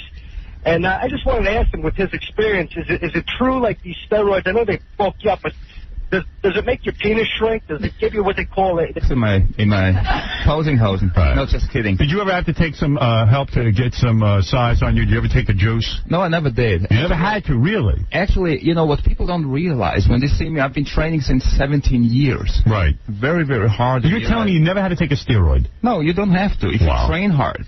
Really? You stay to a nutrition program. And what is this tape? What, are you selling a tape? Well, I produced my own fitness and lifestyle tape. So anyone who has questions regarding fitness and how to be in shape and stay in shape, I have this great tape, Ultimate Results. You can get on my webpage, kickinger.com. Kickinger, yes. Everyone's got a .com. Why not? Everyone needs it. Everyone needs a .com. And basically, Kim, you don't have .com? No, I have no .com. I need a .com. I'm going to have a .com. Oh, stop it. I'm just thinking about something different, that's all. Let's go on to Anthony. Anthony, you're on the air with the stars of Son of the Beach, the hit new show on FX. Fantastic. Go ahead. Howard, what up? The two biggest stars on the show is Kim's nipples. They're prominently featured in every show. I'm glad you brought that up. Thank you. There's something I want to talk to you about. Gorgeous nipples. I need a more expensive bathing suit. What do you mean you have it more expensive? Why? That's done purposely. That costs a fortune to get your nipples like I want that. some lining. Jake, I was gonna say, Jake and Lila have lining. Do they really? Yeah, you never see their nipples, and I'm just like... Maybe you're just aroused. Don't you think that looks hot?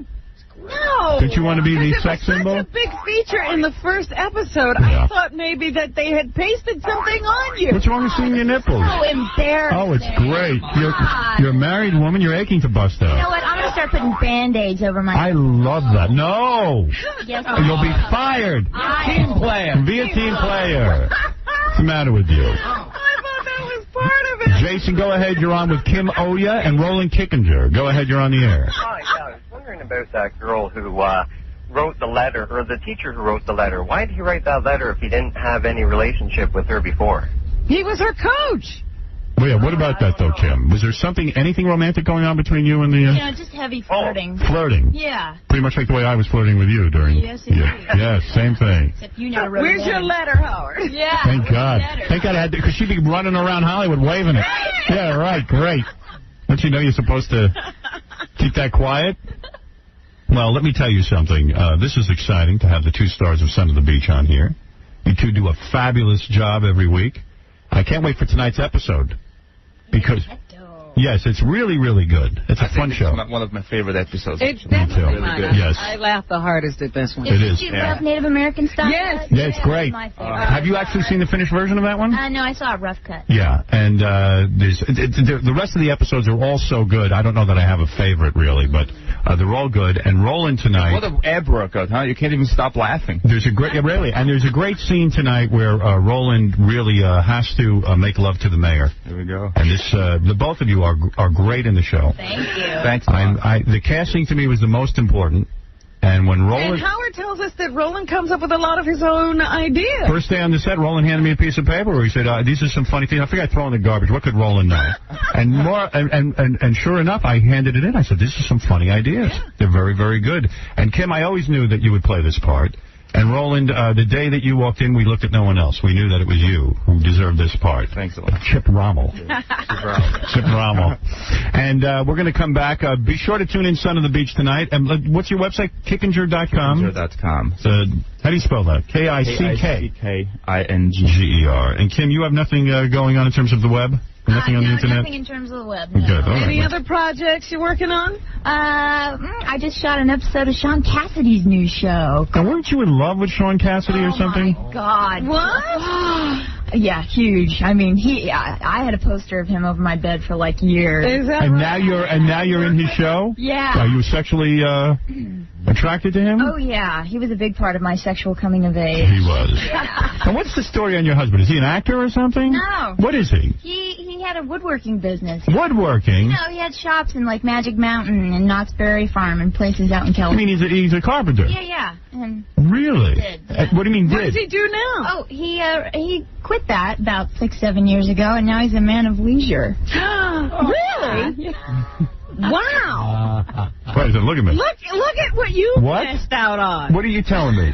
You work and he... Yeah. Is he retired because he's wealthy? Or something? No, we're not wealthy. He's just retired. I mean, what do you mean retired? How old a guy are we talking about? I think he retired when he was like 36.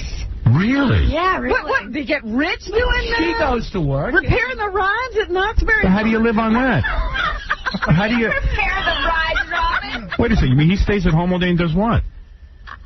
Yeah. Does he cook for you? What, do you have rich parents? No. Of course. There's some... What's going on here? It's nothing. I mean, he just... Do you have kids? Here's what it is. Do you resent him staying home? No, it's great. God, we spend tons of time together. And oh, that's fun. Yeah, it's great. Oh, shut up, you. Oh, that sounds wonderful. Oh, boy, you ready for an affair? All right, I'll see you tonight. He retired? Tonight we'll be doing our thing. Wow. He has you hypnotized. Oh, man. He's my hero. Is that right? Look into my eyes. Yeah, man, what's going on there? All right, we'll have to think about that. Okay, listen. Roland, I love you. You know that. Thanks, Howard. I love you, too. Yeah, you're doing a great job. Thank you. What does Roland's girlfriend do? She sits at home, too, I bet. Retired, too? She probably retired. Everyone's retired. She's just starting her career. She's a motivational speaker. Really? Yeah. No kidding. Have her talk to her husband. Yeah. Have your girlfriend talk to Kim's husband? Maybe get him out of the house? Work a little? Motivate him to get a job? I think I see the connection. That would be wonderful. I can't believe it. All right, listen, Kim, you know I love you. You're great in the show. You are the brains of the show. You better be glad her husband quit. It keeps her motivated. I got to tell you, whenever I see Kim on camera, Kim, aside from being a great actress, she has reactions to everything that Notch says that are so brilliant and so well done. Like you even see my reactions when my nipples are just I watch every daily. I watch everything. And I'm telling you, and I say to them, you got another shot of Kim's nipple? Let's do a montage. All right. Anyway, listen, we're going to take a break. When we come back, we'll do the news, Robin. Okay. And on tomorrow's show, Ozzy Osbourne stopping by. The Goo Goo Dolls will perform coming soon. Matthew McConaughey, David Arquette, the Backstreet Boys, David Duchovny. Matthew McConaughey? No, he's coming in. He's coming in. Stone Temple Pilots are going to be performing live. Amy Irving will be here. And a new contest, Winfred's Kawasaki, which we'll be playing as well. All right. All right, we'll be back right after these words. Hi, I'm Pat Benatar. Hi, I'm Pat Benatar, one of the cutest chicks ever to grace the rock and roll stage, and I love Howard Stern. I've been in front of thousands and thousands of screaming, drooling fans, and it can't compare to staring into the dreamy blue eyes of the king of all media and the man at the helm of the Howard Stern Radio Network. You're going to get to listen to him right now, but I've got to sit with him first and flirt with him, of course, and wonder just what the hell is wrong with him. Here he is, Howard Stern. Rock Radio. K-Rock. Fans of the Howard Stern Show went into the woods and never came back. This is their story. Oh, Jesus. There's something in the woods. Oh, my God. I'm so scared. Oh, my God. Like big horse teeth. Oh, my God. Oh, big creature in the jungle. Oh, my God. I can smell them. I can smell them. Baba Booey Truth Project. Fear has a new name. Fixed. Coming soon to the Howard Stern Show. Oh, my God. That's Did I do your plug jogging? I don't recall. I don't know. It's not necessary. Why don't you let him go today? You're going to skip it? Oh, let's give it to him. Jackie, way too many. I'll never hear the end of it. Jackie. Never say, oh, don't bother. He's feeling good about me. I had him over, so let me continue with the good vibes. Ride his ass a little bit. Jackie, way too many Heineken Martling, his 4 Filthy Oleo CD, new cassette at the warehouse. Call 1-800-323-KING. Friday and Saturday, Jackie, May 5th and 6th at the Comedy Palace in Andover, Massachusetts for MP3 jokes and Filthy 3D Joke Man. Visit that website that everyone's talking about, jokeland.com. I'm not saying what they're saying about it. Here is Mrs. X wants to speak to Robin. Oh, here we go. Yes, Mrs. X. Listen again. Hello? Yes. Oh, Robin? Yes? When are you going to be in the bikini going up and down the beach with your horse, huh? What? You want her in front of the beach on her horse? Yes, in a bikini, please. Is this Andy Dick? Robin, you know, earlier you were talking, you know, once again with the handicap. You think it's funny when people fall out of their wheelchairs? Actually, yes. Yeah, and the first time you get to use that Tybo to play back is to watch him falling. All right, thank you. Michelle, you're on the air. TiVo. Hi, I am so into Son of the Beach that I started a website. You know, I think I might have seen your website. You did? Yeah. Did you go to sonofthebeachetv.com? Sonofthebeachetv.com? www.sonofthebeachetv.com. What do you have on this? ETV. You know, I think we were trying to have a domain name. It was hard to get, so we fixed it. What is on that website? It's unbelievable with the response, too. Well, we rate the show. We do a review of the show. Yeah, I was on your website. I saw it. You review the show each week. We review it, but then it's also interactive. You can go into a chat room. I tried to rate the show. They give it like by lips. 1 lip, 2 lips, 3 lips. Did you check that part out? Well, no, I didn't go in the interactive chat room. Maybe I'll go on there today. Pictures of every character, Howard. Really? Oh, sorry, Kim and Roland aren't still here to hear this. Yeah, I was trying to call in, and I couldn't get in while they were there. But you there it see the is. reaction. It's unbelievable. And there is your website. The girls. See, I entered, and then I didn't see any reviews of the show. Well, maybe you came early. I mean, we really just started it, and we're swamped. I can't believe how many people are in there and fighting in the chat room. It's really funny. Oh, there's the reviews. I see. You have to hit. I'm so bad on these websites. I can never figure out what to click onto to get the reviews. All right. Thank you. Well, okay. Good luck with your website. Thank you. There she is, completely carried away with Son of the Beach. Already. Yeah, I think these guys said if the ratings hold up this week, they're going to renew the show. Cool. Yeah, okay. A lot of big pressure there. We'll see. I think it'll do well. Andy Dick was in earlier. all weirded out by the show. We tried to get him to go back and cut an ID. He couldn't even do it. He was so distraught. Yeah, listen to this. This is horrible. Hi, I'm Andy Dick, the only dick that will come on Howard Stern's show. I'm the most... No, this is stupid. What do you... I got to say something else. Like, what? Because it's... Who wrote it? It's probably Jackie. He needs to rewrite it. Okay.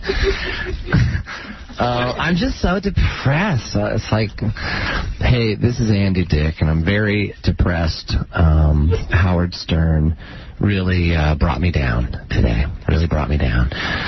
But I gotta go. I gotta go take a nap. He is depressed. I told you. Well, what can I do about it? There was nothing you could do. But, I mean... I thought it was funny. Everything people do for real is funny. Yeah. I liked it. I was like, hey, it was funny. I told him that when he left. You know? Yeah, I just don't want him, doing something drastic. I wish he had cried. That would have been good. He almost cried. Well, let's get Chad Lowe on, and we'll get some real crying. I always thought that Steve Martin was a genius. I still think it. Even when he makes a little speech. They gave him some award, like a Lifetime Achievement Award. The Lifetime Achievement Award at the American Comedy Awards. Yeah. They gave him some kind of achievement award. And he made a funny speech. I liked it. It's going to be hard to keep from crying. Thank you, Goldie. It is so kind of you to do this. I can't think of a better person to have given me this award, but I will thank you later in a more manly way. That's funny. When I was told I had won this award, I spent the next 3 weeks trying to, care. That's funny. See, that's a funny guy. That's something funny to say. Funny guy. And I'll tell you something. I want to applaud somebody. I want to applaud the governor of Colorado, and I can't even think of his name right now. Someone sent me a tape of this. He is terrific. Barbara Walters did an interview with the Benet Ramses. Benet Ramsey, whatever. John Benet Ramses. Melvin and the Jean Benet Ramsey. The parents who, of John Benet Ramsey. And she gave such a fluff interview. And this governor was being interviewed about another topic, about the Ramseys and stuff. He started to ride that Barbara Walters. He gave it to her good because she's such a phony, baloney non-journalist. Yes, his name is Governor Bill Owen. Yeah, well, this guy's a real stand-up guy. I wish he'd run for something. Listen to this guy with her. Let me just say that, like so much else that Mr. Ramsey says, this is, again, incorrect. And I think that in your interview, you had a chance to really follow up. You had a chance to give America some new information on this case. And, yes, they came to you with no preconditions, but, they didn't go to Peter Jennings. They didn't go to Tom Brokaw. They went to you, and I think we should have expected more from that interview. I have to say, Governor, I rather resent your implication that if they had gone to Peter Jennings or Tom Brokaw, they would have had a tougher interview. I think the interview was relatively tough, but I'm not here to defend myself. Oh, please, honey, you so are. And, in fact, it was a fluff piece. You let them... First of all, think about these Benet Ramseys. They lost their daughter. They're busy writing books and doing interviews. Yeah, no killer has been found. All right, let's keep going. The little girl's dead. The actions of the Ramseys themselves have caused them to be considered suspects by the Boulder police. And I think that the Boulder police are accurate when they say that they're under an umbrella of suspicion. We do know that, Governor. I keep going back because you keep saying I didn't follow it up. What's new information? I don't really know what it is that you're saying that's new or what I could have followed up without knowing what new information, sir. Well, Ms. Walters, when they had talked about how they had cooperated, I think the record is substantially different. Yeah, but what new information? Well, no, I'm not going to disclose new information to you. I'm sworn under the rules of the evidence to, in fact, not talk about Well, then why the not evidence. have a special prosecutor? No way. He nails her. You hear what he's saying? She's going to be tough with him. Yeah, she's being tough with him. Let me tell you something. He nailed it right on the head. When they say they're cooperative, you follow it up with a question. You say, you were not cooperative. What you did was you stonewalled the police investigation. And what he's basically pointing out about Barbara Walters is she wasn't prepared. Right. I was asked the question, what would I say to the Ramseys if I could talk to them personally? And what I said then is what I'd say now, and that is quit hiding behind your lawyers, your PR firms, and easy journalism. Come back to Colorado and help us find the killers of your daughter. Well, Governor, with all due respect, there are many people who felt that the questions that we asked on Friday were not easy journalism, and that indeed they have cooperated. They came to us, by the way, with no lawyers, no PR person. They cooperated with Barbara Walters. They have also been interrogated for days on end by your police. So one wonders what indeed they have to do beyond this. Well, she's a promoter for the Ramseys now. Yep. Yeah, they've done everything. They're good people. They were selling books. One does indeed wonder what they would have to do. I want to meet the person that buys that piece of garbage book. I want to meet... Is anybody buying that book? I don't know. I hope not. No. The daughter is dead, but no interviews until they have a book to sell. Can you imagine this? And the only people they will talk to are Larry King and Barbara Walters. Yeah, why? Why will they talk to Larry King? You people are nice people that come on the show. Well, you seem okay to me. Yeah. Shauna and I would like to have you over to our house. No footprints in the snow, no breaking and entering, baby in the basement. I like playing in the ponies myself, so I gotta go. I like the ponies. You know, as I was watching Billy Crystal do the Oscar Awards, I said, really, the guy they should have had was Jerry Seinfeld, because he could have done some of those jokes that he does. Could have had a monologue. We come out and, ladies and gentlemen. Ladies and gentlemen, why is 11 pronounced 11? Why isn't it 1-1? You see? 1-1. 1-1.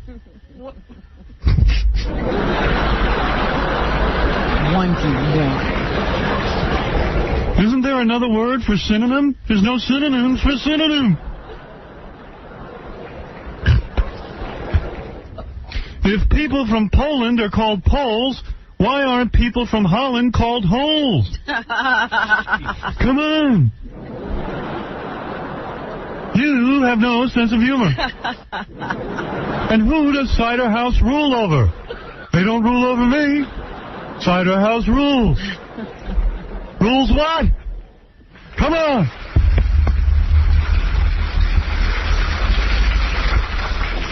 If I'm so rich, why'd I marry that girl?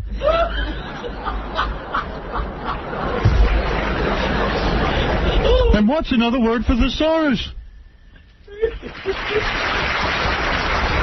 Huh? You know these people who can't talk, what are they called, mutes? Well, if a mute uses a curse word, does his mother wash his hands out with soap? Come on. Come on. Hey!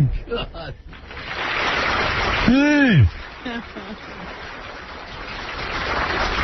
And what's wrong with Andy Dick?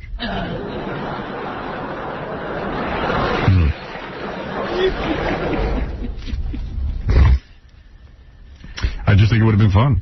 I would like to see somebody besides Billy do it. I certainly would. You do it at least well. I could do it for my house in the Hamptons. I bought the house. Actually, he could have it at that house if they're big. There's no Jews allowed at that house. He can't go into his own house. There was a codicil. He said the no Jews and people in show business can't own it. But Billy Joel and me own it. The hell is that? I camp outside my own house. Come on, these are funny jokes. I'm the host. The greatest award show ever. You know what I'm saying? What's in the news, Robin? Wow.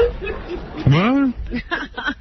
No, I just picked up a story. The arrest of a Swiss Air pilot for public lewdness in Central Park forced the overnight delay of a flight from New York to Geneva. Oh. So they caught the pilot in the park in a bathroom. I wonder if Roland can paint the top of my roof and put the number on Yeah, I'm sure he could do that. I wonder what he charges. Prices have probably gone up. Mm-hmm. The passengers had to get overnight lodging while the pilot had to get himself out of jail. Wow. Sheesh. Gee whiz. That's right. Yes, go ahead. You're on the air. Howard? Yeah. Hey, Robin, how you doing? I'm okay. The book actually surprisingly is selling better than you would expect. The first week we sold over 1,000 copies, which we were a little bit surprised about. Who are these people? Who are the people selling the book? It's sold in Manhattan. All the people who probably want to get away with killing their children are buying the book. Is it on the bestseller list? I think it's going on this week. Actually, I don't know what number it's going to come on as, but it's selling. It's selling in New York, which was surprising, metropolitan cities. And a competitor of mine who is down south has quite a bit stockpiled, so they were expecting it to do well down in the Bible Belt. Well, and by the way, they've never been convicted of killing their own child. Just want to clarify that. It's just that the investigation was curious that there was so much stonewalling going on. Anyway, what else is in the news, Robin? Oh, well, we had the Oscar tape that we never finished. Yes. You want to get through that? All right, sure. Why not? Get to the rest of the winners? If I had been the host, it would be more tape. It would have been funny. Let me see what else you got here on tape. This is, what is this? One of the nominated songs? I have all the nominated songs. You do? So you could hear. And horrible. Of course, Phil Collins won. It's a horrible song.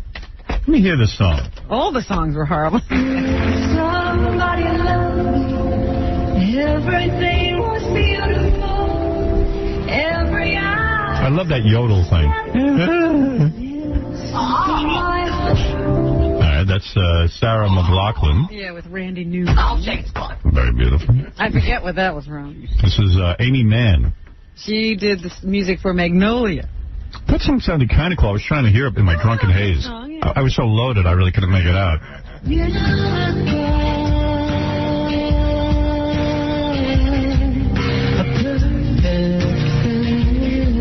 One of those chick songs. Like She's doing the yodel thing, too. It was getting like Lilith Fair at the Academy Awards. So can we get a guy in here to sing something masculine? One of the chick songs. But, like I remember, like the movie Drive Me Crazy came out. That's coming out on videotape, I think, soon. It's really good. Look, why not nominate that song? Britney Spears or something. I mean, at least that's some song that sold some copies. You can say that. I'm not a member of the Academy. Yeah, why aren't you? Select these songs. Yeah, you should be a member. This is the Phil Collins song that you mentioned, Robin. Yeah, this is from Tarzan.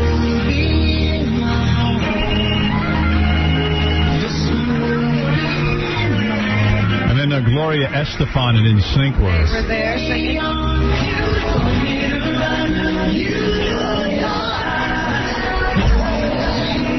And they said that Whitney Houston was supposed to sing a song, but never showed up. Well, she was supposed to be in that whole Burt Bacharach tribute. Apparently, they threw her out because she couldn't sing. Why can't she sing?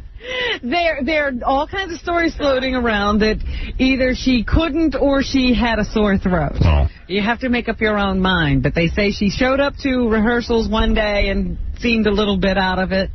And then the next day, they thought she'd come back and be better, and she came in right on one, at the right cue on one song, and then missed the cue on the next song and didn't seem to know the words, and they said, this is not going to work out, and they grabbed Faith Hill and put her in there really quick.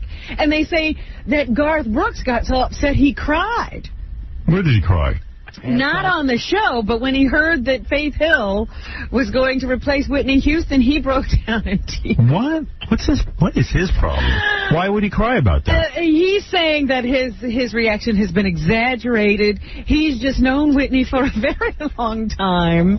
Is he a girl? He was very concerned for her. I think that hat is too tight. Other people are saying he cried because he wanted to be the only country singer on the Oscars. Oh, my God. What a lot dickhead. of drama, Howard. He's a real drama queen. Yeah. I'm starting to wonder about that guy. Well, what did I just hear? He's gonna collaborate with George Michael. Oh, really? Way to go. Outstanding. Crying at the Oscars. Look at the urinal cakes. So that's the big buzz that Whitney is. Everybody's wondering about Whitney and whether there's a substance abuse problem. Wow. Jill, you're on the air. Go ahead. Good morning, Howard. Good morning, Robin. Good morning. I need your input on something. We're getting ready for my daughter's prom. We have to go to a meeting tonight to sign a pledge stating we will not allow them to go anywhere after the prom. No promoting of no alcohol, sex. Just a long list. What do you mean you have to sign a pledge? She's the parent. The parents have to go in. A pledge to what? That your daughter won't go to a party after the prom? They have to come straight home.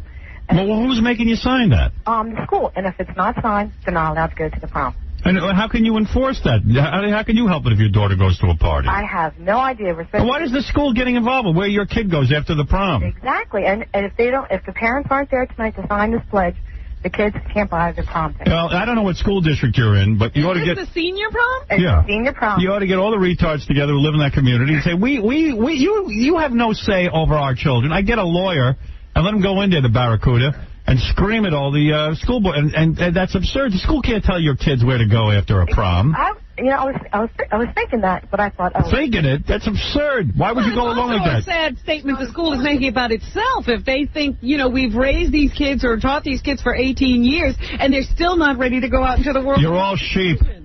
Exactly. You're all sheep. All the parents should get together and say, we won't sign this. And then they're going to show us these films. They stated that. You know what it is? I'm going to tell you why they're having you sign that. Why? So many parents don't want their kids going. You know what happens after you go to prom? You go out and get laid. Sure. And they drink. And so many parents are afraid to say no to their kids. You can't go and do this. Mm-hmm. They want the school. Make the school the bad guy? Make the school the bad guy. That's all that's going on here. Now, if you need the school to raise your kids, you got a problem.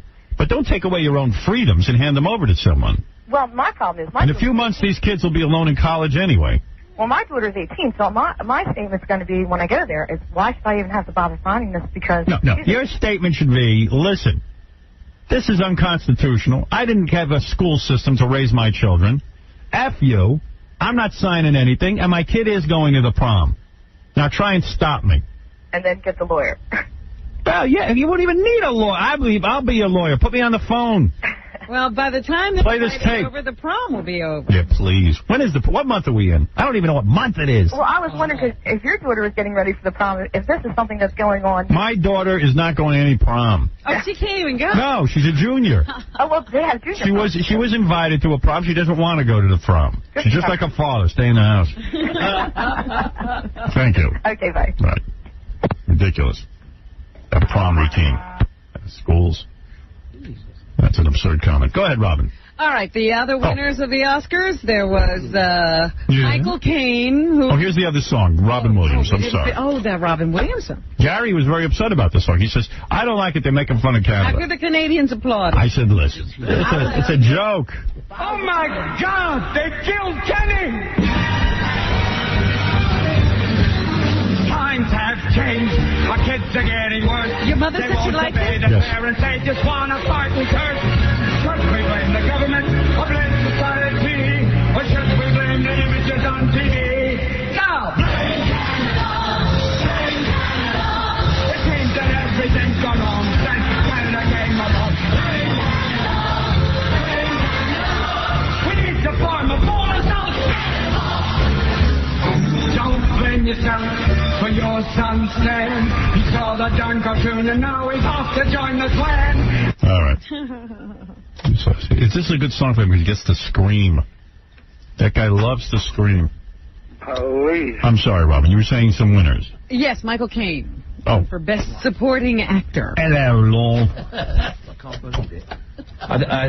They say he was very gracious because he mentioned all of the nominees and spoke to each of them individually. I was watching all the others and thinking back when I saw the performances. And did he just run? Yeah, what is his problem? He doesn't look well, that guy. He keeps hanging around. Yeah. He looks so white. I think he should have skin cancer or something if he just walked near the sun. And he sounds like he's sucking on ether. I was thinking of how the Academy changed the winner is, who the Oscar goes to. And if ever there was a category where the Oscar goes to someone without there being a winner, it's this one, because I do not feel like being the winner. He's gross. Isn't he kind of gross? As a woman. I always thought. Would you let him do you? No. Even when he was young. I always think he smells. Like a corpse. Yeah, just like he must smell. Sounds like he has bad breath. Yeah, you know, I look at those teeth and, and he's always talking real close to people in the movie. Yeah. I bet you used to take a breath mint. Or maybe he doesn't because he's Michael Caine. You have Michael, who I'd never heard of, quite frankly, who is astonishing. That's Michael Clark Duncan, the black guy from 3 Miles. Come on, you don't know any black people? I've never heard of you.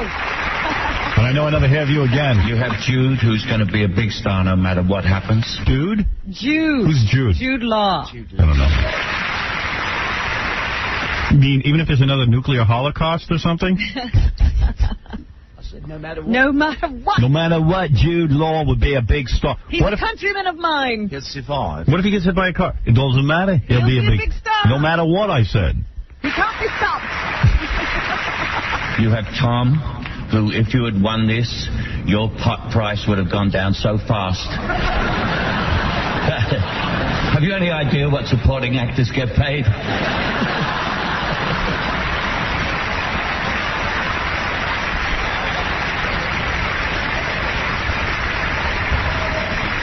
And we only get one motorhome. Small one. That's funny. He actually prepared her. Yeah, he's funny. What an astonishing. Oh, the little boy. Yeah, he was astonishing. He was great in that. I felt bad M. Night Shyamalan didn't win anything.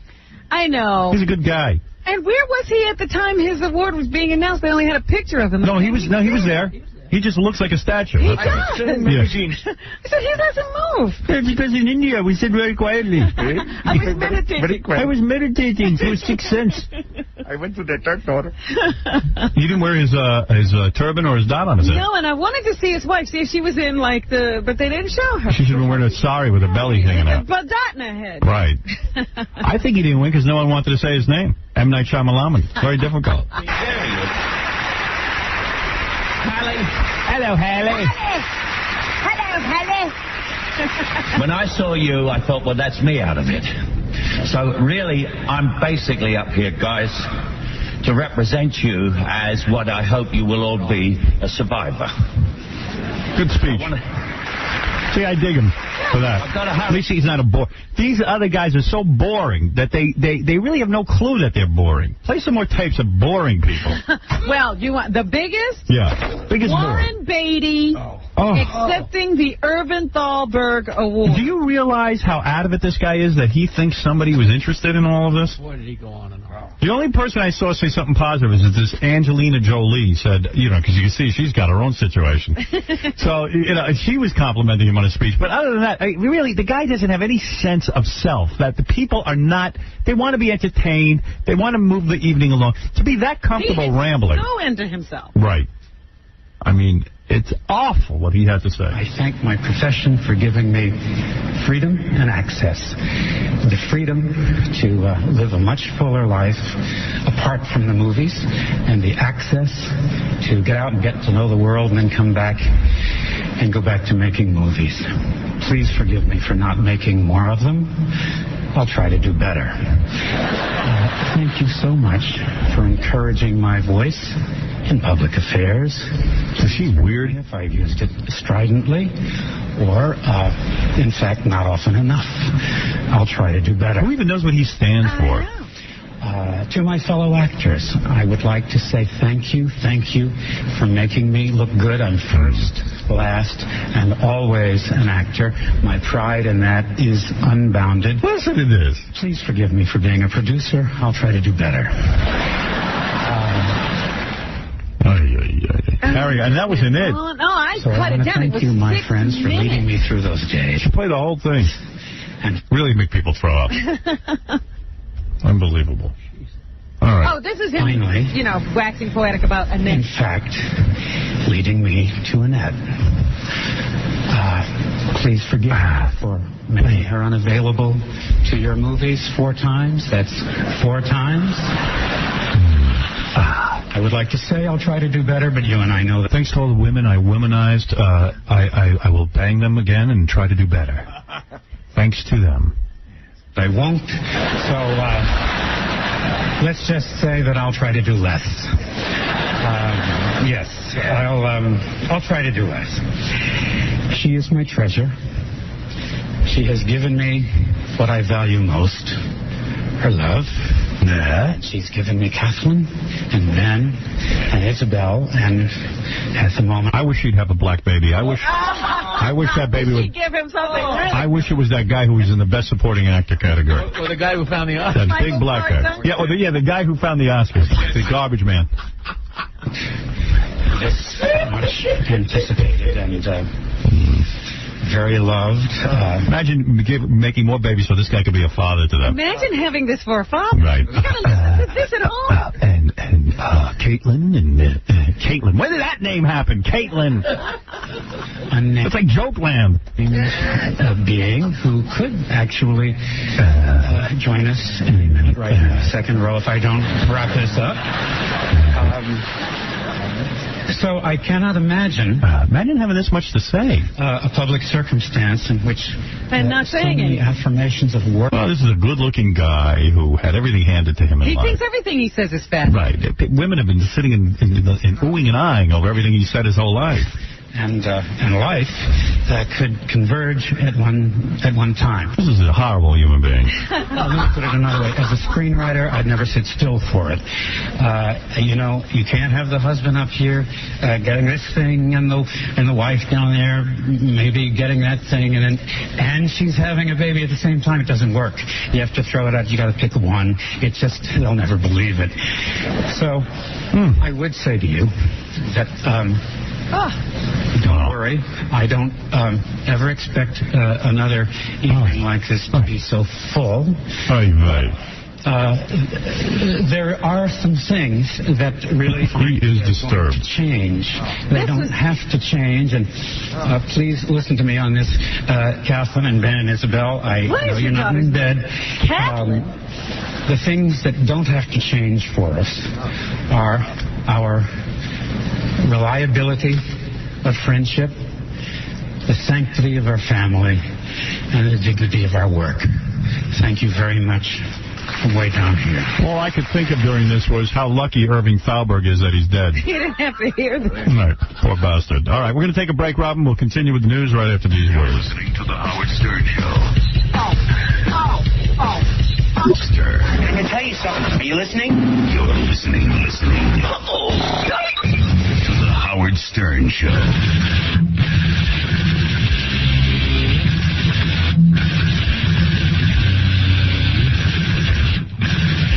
Yeah. Come on, let's go. F you. All right, go ahead, Ron.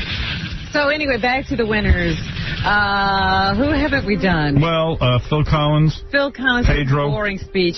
Oh, I forget that. Pedro Almodovar won for best foreign film, and he too cannot speak English. How do these people find themselves here? Yeah, why would we give them an award? This guy was really annoying. My God, don't you think they are one of the more beautiful couples? At least, you don't speak English. Stop it. Let's give a minute, a 30-second speech. Spanish couple. I come from a country, from a culture very different. It's funny when I hear people speaking in Spanish on the street. I go, gee, I wonder what they're saying. Now listen to this guy. Hear what he's saying? I don't even want to know. You don't need to bother. I don't need to bother. And in that country now is 6 years in the morning. So let me 6 years in the morning. I don't know what he's talking about. What did he say? I think he's saying it's 6 o'clock in the morning where he comes from. Oh. Is to the Spanish people that are watching TV now, and they sacrifice their money just to look. Their what? Their money? I don't know. And me with this. I mean, this is for Spain. Spain? What are you doing here? I'm going to be very quick. Suddenly I miss Charo.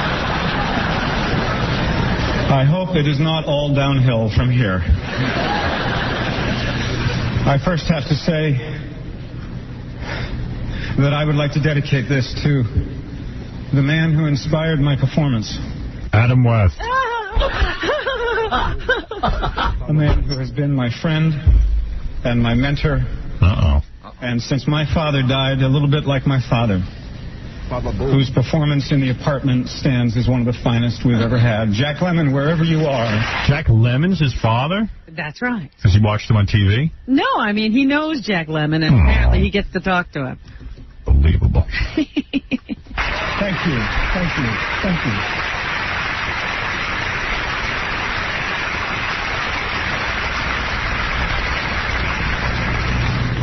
To my friends,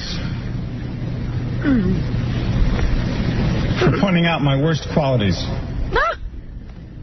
I know you do it because you love me. Who are these friends? And that's why I love you. Nice friends. You know what? To my friends, if I have any, don't point out my worst qualities. I'll never call you again. Playing Lester. I miss Warren Beatty's speech. Because we got to see all of his worst qualities, and we still grew to love him. Who's that? His character. This movie to me is all about how... Who cares? Movie sucked. ...act from any single person. Movie blew. Put out of context. F you. What is it, Ralphie boy? That's my buddy Ralph. What is it? You know, that Chad Lowe thing, you know he was faking it, because if you start crying, you wipe away the tears. You know, you don't sit there with them streaming down the side of your face. Of course, he's an actor. He's acting. Of course. I thought he put glycerin in his eyes. He put something in there. By the way, let's mention how high you were while you were watching Chad Lowe cry. I don't think so. Was I hired? Did Hillary Swank need her teeth fixed? No, you were right about that. She made Baba Booey look svelte. Right? In the teeth department. She should be chewing on a carrot. Can't they fix that, Robin? What? Pull him back now? I don't think so. They could shave him down an inch or so. Yeah. Yeah, she would. She shaves. He's got a lot of teeth. It's like your breast reduction. You take away a little, you still have plenty left. All right, thank you, Ralph. I know. I just want to get to the part in Kevin Spacey's speech where he talks to us. Kevin Spacey? Yes. He talked to us? Yes. Is damnable. But the joy of this movie is that it is real beauty. Right. We found real beauty in this extraordinary script by Sam Mendes, by Alan Ball. It feels like he wrote it, though, doesn't it? That's an insult to the writer. I'm very proud to be an actor. And I have tried very hard to protect my work. Uh-oh. And I'm stunned, and I'm a bit speechless. No, you're not. You spoke of it. Thank you for teaching me about caring about the right things. And I love you. Who's that, his mother? No, I don't care what they say about bringing you to award shows. I will always bring you to award shows, because I'm proud of you. And You talking to us? Yes. Yeah. What, bringing his mom to award shows? Yeah, he says, I will always bring, I don't care what they say. He loves his mother. I love you, Mom. That makes sense. Love you. And I know a lot of guys that love their mothers so much they bring them to award shows. Thank you. Thank you. Thank you. Hey, good for you, buddy. Keep taking her. I don't care. And your mom, we don't care. You ain't talking to me. What is it, Joe? You're on the air. Hey, Howard, how you doing? Hey, man. Sunday I was with some friends in Manhattan, and we saw you and a bunch of friends walking across the street. I was wondering, who was that blonde girl that was standing to your left? That was Marco Battaglia's fiance. No, that was me. I was wearing a wig. Robin was wearing a wig. Thank you. Howard. Yes. Yeah, what do I got to do to win this Kawasaki, Fred's Kawasaki? No, we're not doing that now. I guess I'm in the middle of the news. Scene. Oh, I had my Chinese banquet at Chun-Li. Oh, so that was good. Isn't also Japanese? Aso? Yes. I don't know. So I got a joke about that. So what? You're a big asshole. What did the Chinaman say when he went to the proctologist? What? The one thing about the Academy Awards, Howard, is that it brings groups of people together that really shouldn't be together. Yeah, Howard's house. It's so true. But, you know, because you got girlfriends and former girlfriends and all those kind of people all coming together. That's right. And they say that at the Vanity Fair party, this is in Russian Malloy today, Brad Pitt and Gwyneth Paltrow kept a safe distance from each other. Hijinks. Pitt and his current girlfriend, Jennifer Aniston, tucked themselves into one corner while Paltrow stuck close to Ben Affleck, whose lip locking removed any doubt that they're back together. Oh. She's so cute. Then, of course, there was Minnie Driver and her new beau, Josh Brolin. Oh. They had to stay away from Matt Damon and his new girlfriend, Winona Ryder. They actually say Courtney Love made the approach to Ed Norton, her former boyfriend. He was later seen touching her hair, which might have rankled his new girlfriend, Selma Hayek. Everybody touches our hair. So it's just funny to me that all these guys, you know, they trade mates and then they have to run into each other. Yeah. That never happens to me. No? No. I haven't traded anything with anyone. Well, your time will come. Thank you, honey. Like your optimism. Also in the news, Elian Gonzalez. Yeah, he's funny. He is not funny. Did you know he's been on TV. In fact, he's probably over on TV again today. His family decided to give him over to Diane Sawyer so that she could put him on Good Morning America. Yeah, well, you know what? Send him back to Cuba because that family shouldn't be doing that. Really.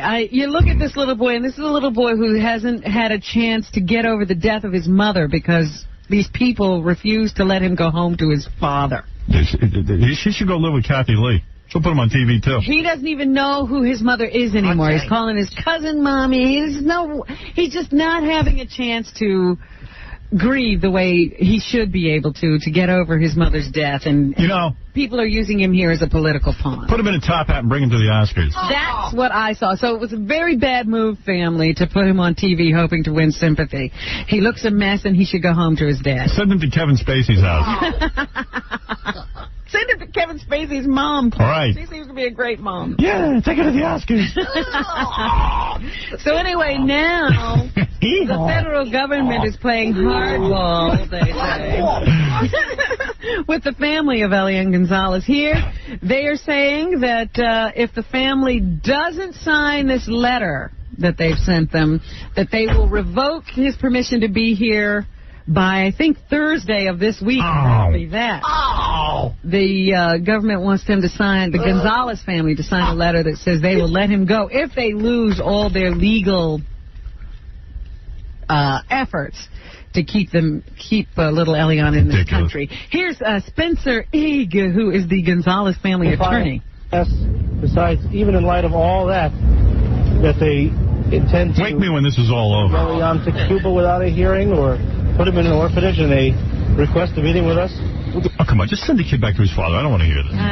It's terrible. Now a bunch of people have gathered outside of the home, and they are threatening to make, a human circle to try to keep... We're going to kick your ass. Try it with me. To try to keep people from taking Elian from the Gonzalez family. Here's a little bit of the natural sound of people gathering outside of his home. Natural sound. Number 7.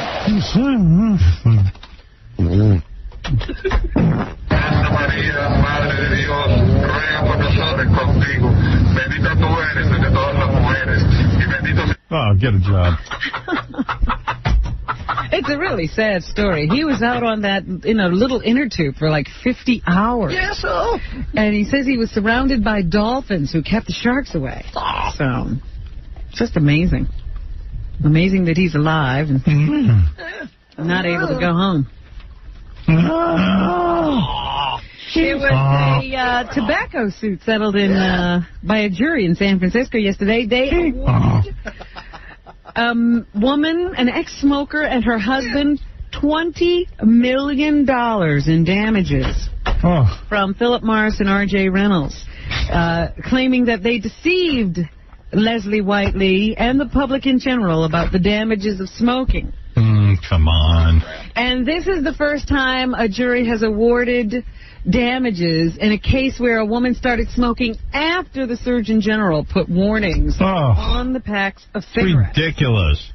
Here's the chief counsel for Philip Morris, Bill Ohlmeyer, who says the battle is not yet over.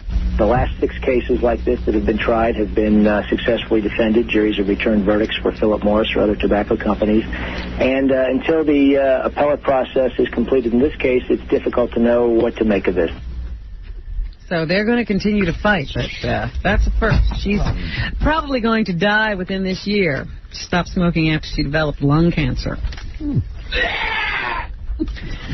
80 more bodies were unearthed in a Ugandan cult leader's territory. I told you about this group last week. This was where, they barricaded people inside a building and threw lighter fluid on everybody and then burned the place up. Right. They're now finding mass graves all over the place with other people in them. So the guy had been killing people all along. They don't know how long this has been going on, and they don't know how many mass graves they're going to find, and they still haven't found this cult leader. So they don't know if he's dead or alive, and they don't know if he is alive, why he would order the mass killings of all of his followers. Right. And what's going on. But people were divesting themselves of all of their worldly goods because he had decided that the world was about to end because of the millennium. Right. When the world didn't end on December 31st, 1999, he moved back the date. But they keep finding all of these mass graves out there now, so they don't know how many people were killed and when the killing started. There's a hot dog recall. Now, with the start of baseball season coming... They got that from my album, Hot Dog and Donut. Donut! Ballpark Franks are being called into question. Hey, Robin, I have a pink hot dog you might be interested in. Because the ballparks aren't very good right now. Right.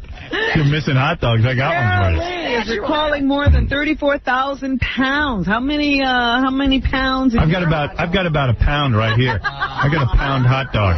34,000 pounds. Come on! You want it bad! Because they might be contaminated. Now, are you sure yours is healthy? Oh, it might not be. With potentially deadly bacteria. I got some deadly bacteria for you right here.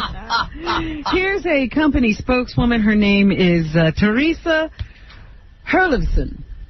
What number? Number 9. There was some random testing that was done that showed some possible listeria contamination. Therefore, as a precautionary measure, we voluntarily... Take a bite of my hot dog. All right. 15 people died from an outbreak of listeria poisoning that was traced to a Sara Lee plant in Michigan 2 years ago. And they want to make sure that doesn't happen again. So far, no illnesses have been reported. Now, John Rocker, we talked about baseball. He's a member of the Atlanta Braves. Good. And he got into some trouble Give him a during chance. the off-season. Give Rocker a chance. Give Rocker a chance. Because he did an interview with Sports Illustrated in which he decided to say some disparaging things about New York and our diverse population. Right. Now there are rumors that the Braves are thinking of trading him. Here's John Schuerholz, the Braves general manager, who flatly denies those rumors. Number 5. Number 5, Robin. There's a lot of speculation around camps at this time of year. There's a lot of phone calls that are being made between general managers, and speculation runs back at this time of year. But so far, no, there are no plans to trade John Rocker. He will remain a Brave. You were talking about going out to the golf course and hitting a few balls. Yeah. Well, yesterday there was a big tournament, and this guy named Hal Sutton managed to hold on and beat Tiger Woods. That's a big deal in golf. Right. Here's Sutton, who said right from the very beginning, I think I can beat him. He won the Players' Championship beating Tiger Woods. You said that from the beginning? Yep. All right. I can't really put it into words. He's the greatest player in the game. It's obvious he's the greatest player in the game, but he's not bigger than the game itself. And my hat's off. He's a super player, but he can be beat. All right. So there, Tiger is vulnerable. Here's Tiger. All right, Tiger. I'm not going to have it where he's got a cakewalk coming up 18. He's going to have to earn it, and which he did. He went out there and only missed one fairway for the 2 days we played, and he played beautifully. Charlie Sheen, the son of Martin, star of Wall Street and Major League and Platoon. He has signed on to ABC to replace Michael J. Fox in Spin City, and he says he's off of drugs and booze. His original charges that he was serving probation for stemmed from a 1996 attack on his then-girlfriend, but Charlie says now he's all cleaned up. The missing ingredient was sobriety, you know. I've been given all these tools and all these gifts, and this one little hiccup, giant hiccup at the time, was holding me back. And now that that's manageable, it's nothing but choices.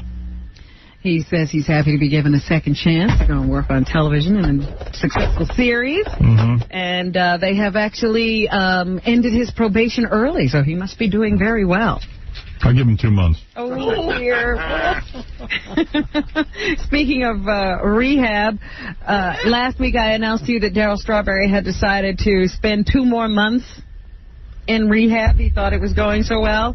Well, shortly after I made that announcement, he changed his mind. And he will leave his rehab facility this week. Right. After spending 28 days there. And he will go into some at-home program. So good for him. There's Darryl. Darryl still trying to kick his problem. Should go live with Charlie Sheen. I'm sure that would be a great help. Mm-hmm. Do you know the name Reggie Harris? Yes, I do. He was a TV anchorman, reporter. That's right. A rather young TV anchorman to have this happen to him. He dropped dead in his home the other day following a workout. Died yesterday, the victim of an apparent heart attack while exercising. He was 46 years old. He's a black man. He collapsed and died at his New Jersey home where he was found by his wife. Can you imagine? That's right. First person to give us that exclusive was High Pitch Eric, as you know. Is that right? Hey, Gary, what's up? It's High Pitch Eric. Hey, you hear who died from Channel 9? News reporter Reggie Harris, who used to be a news anchor in Channel 2 News, died of a heart attack yesterday. I'm just letting you know. Calls us with Give me a call. Well, you know, he does call all the news stations and talks to the reporters and the anchors. Harris joined Channel 9 in 1997 after he and 6 others were fired in a shakeup at WCBS Channel 2. He had been a weekend anchor and a correspondent at Channel 2 for a decade. He had also worked at WNBC Channel 4 here in New York. Betty Thomas, the director of Private Parts. By the way, Betty, I've tried to call you back several times. I don't have your right number then. Oh, there's a new movie coming out on April 14th. It's called 28 Days. Right. I've seen previews for this movie. It's about Sandra Bullock, who is a character who's in rehab. Right. I was like, wow, that's a tough subject. But, you know, if anybody can handle it, Betty can. And apparently, in order to prepare to direct this film, she went into rehab. That's ridiculous. Here's Betty Thomas. Susanna Grant, the writer, went to rehab, and then I read the script, and I said, well, you know, some of this stuff, I don't know if I even believe it. I got to go to rehab and see what it's like. And then, of course, you have to find a group in rehab who are willing to open themselves up in their lives so that you can join in that group and take part in everything that goes on. And I was very lucky to find this group of human beings who were willing to do that. Look at her. Out in California. During the sessions at rehab, at some point, she stopped being a visitor, Howard, and shared some of her bad habits. What was that like? By day 3, it just wasn't correct to say Betty Thomas visitor. So I started saying things like Betty Thomas, workaholic with food issues. So I got that far, at least, to acknowledge drink isn't my thing, but there are other things that are my thing, and one of them is work. You know, I've learned to use work as a way to avoid my real life. What's wrong with that? I think that's perfectly reasonable. And does she have any plans in the future to work with Howard Stern on another film? I will never work with Howard again. Oh, for crying out loud. I love Howard. I love him. In fact, I can't understand why he won't return my phone call. But I would. I don't know if I'd ever work with Howard. You know, we've talked about stuff. His fart man stuff. I mean, he has stuff going on. And if he ever does another piece, which now I think he probably will, if someone could write it correctly about his personal life and his trajectory since the time that movie ended, I would be very happy to work with him. I thought it was a good experience. Experience? You fell in love with me. This is why she has all those issues. Why didn't you tell the truth, Betty? Now, you told me you fell in love with me. And then I fell in love with you, and you wanted it. And I gave you the sausage. Oh, you did? No. Crazy? Had a completely professional relationship with Betty. Hey. No. Just make up a story. Now, Betty is my friend. And Betty and I work closely together. And Betty and I speak to each other, but I haven't been unable to return her phone call. You'd think you'd know your friend's phone number. I have it somewhere in the computer, but I called and it just rings. There's no answering machine on her phone. Why not? I mean, what is she? She's a high-powered woman. She can't get voicemail? No, she's busy working, hiding from her personal life.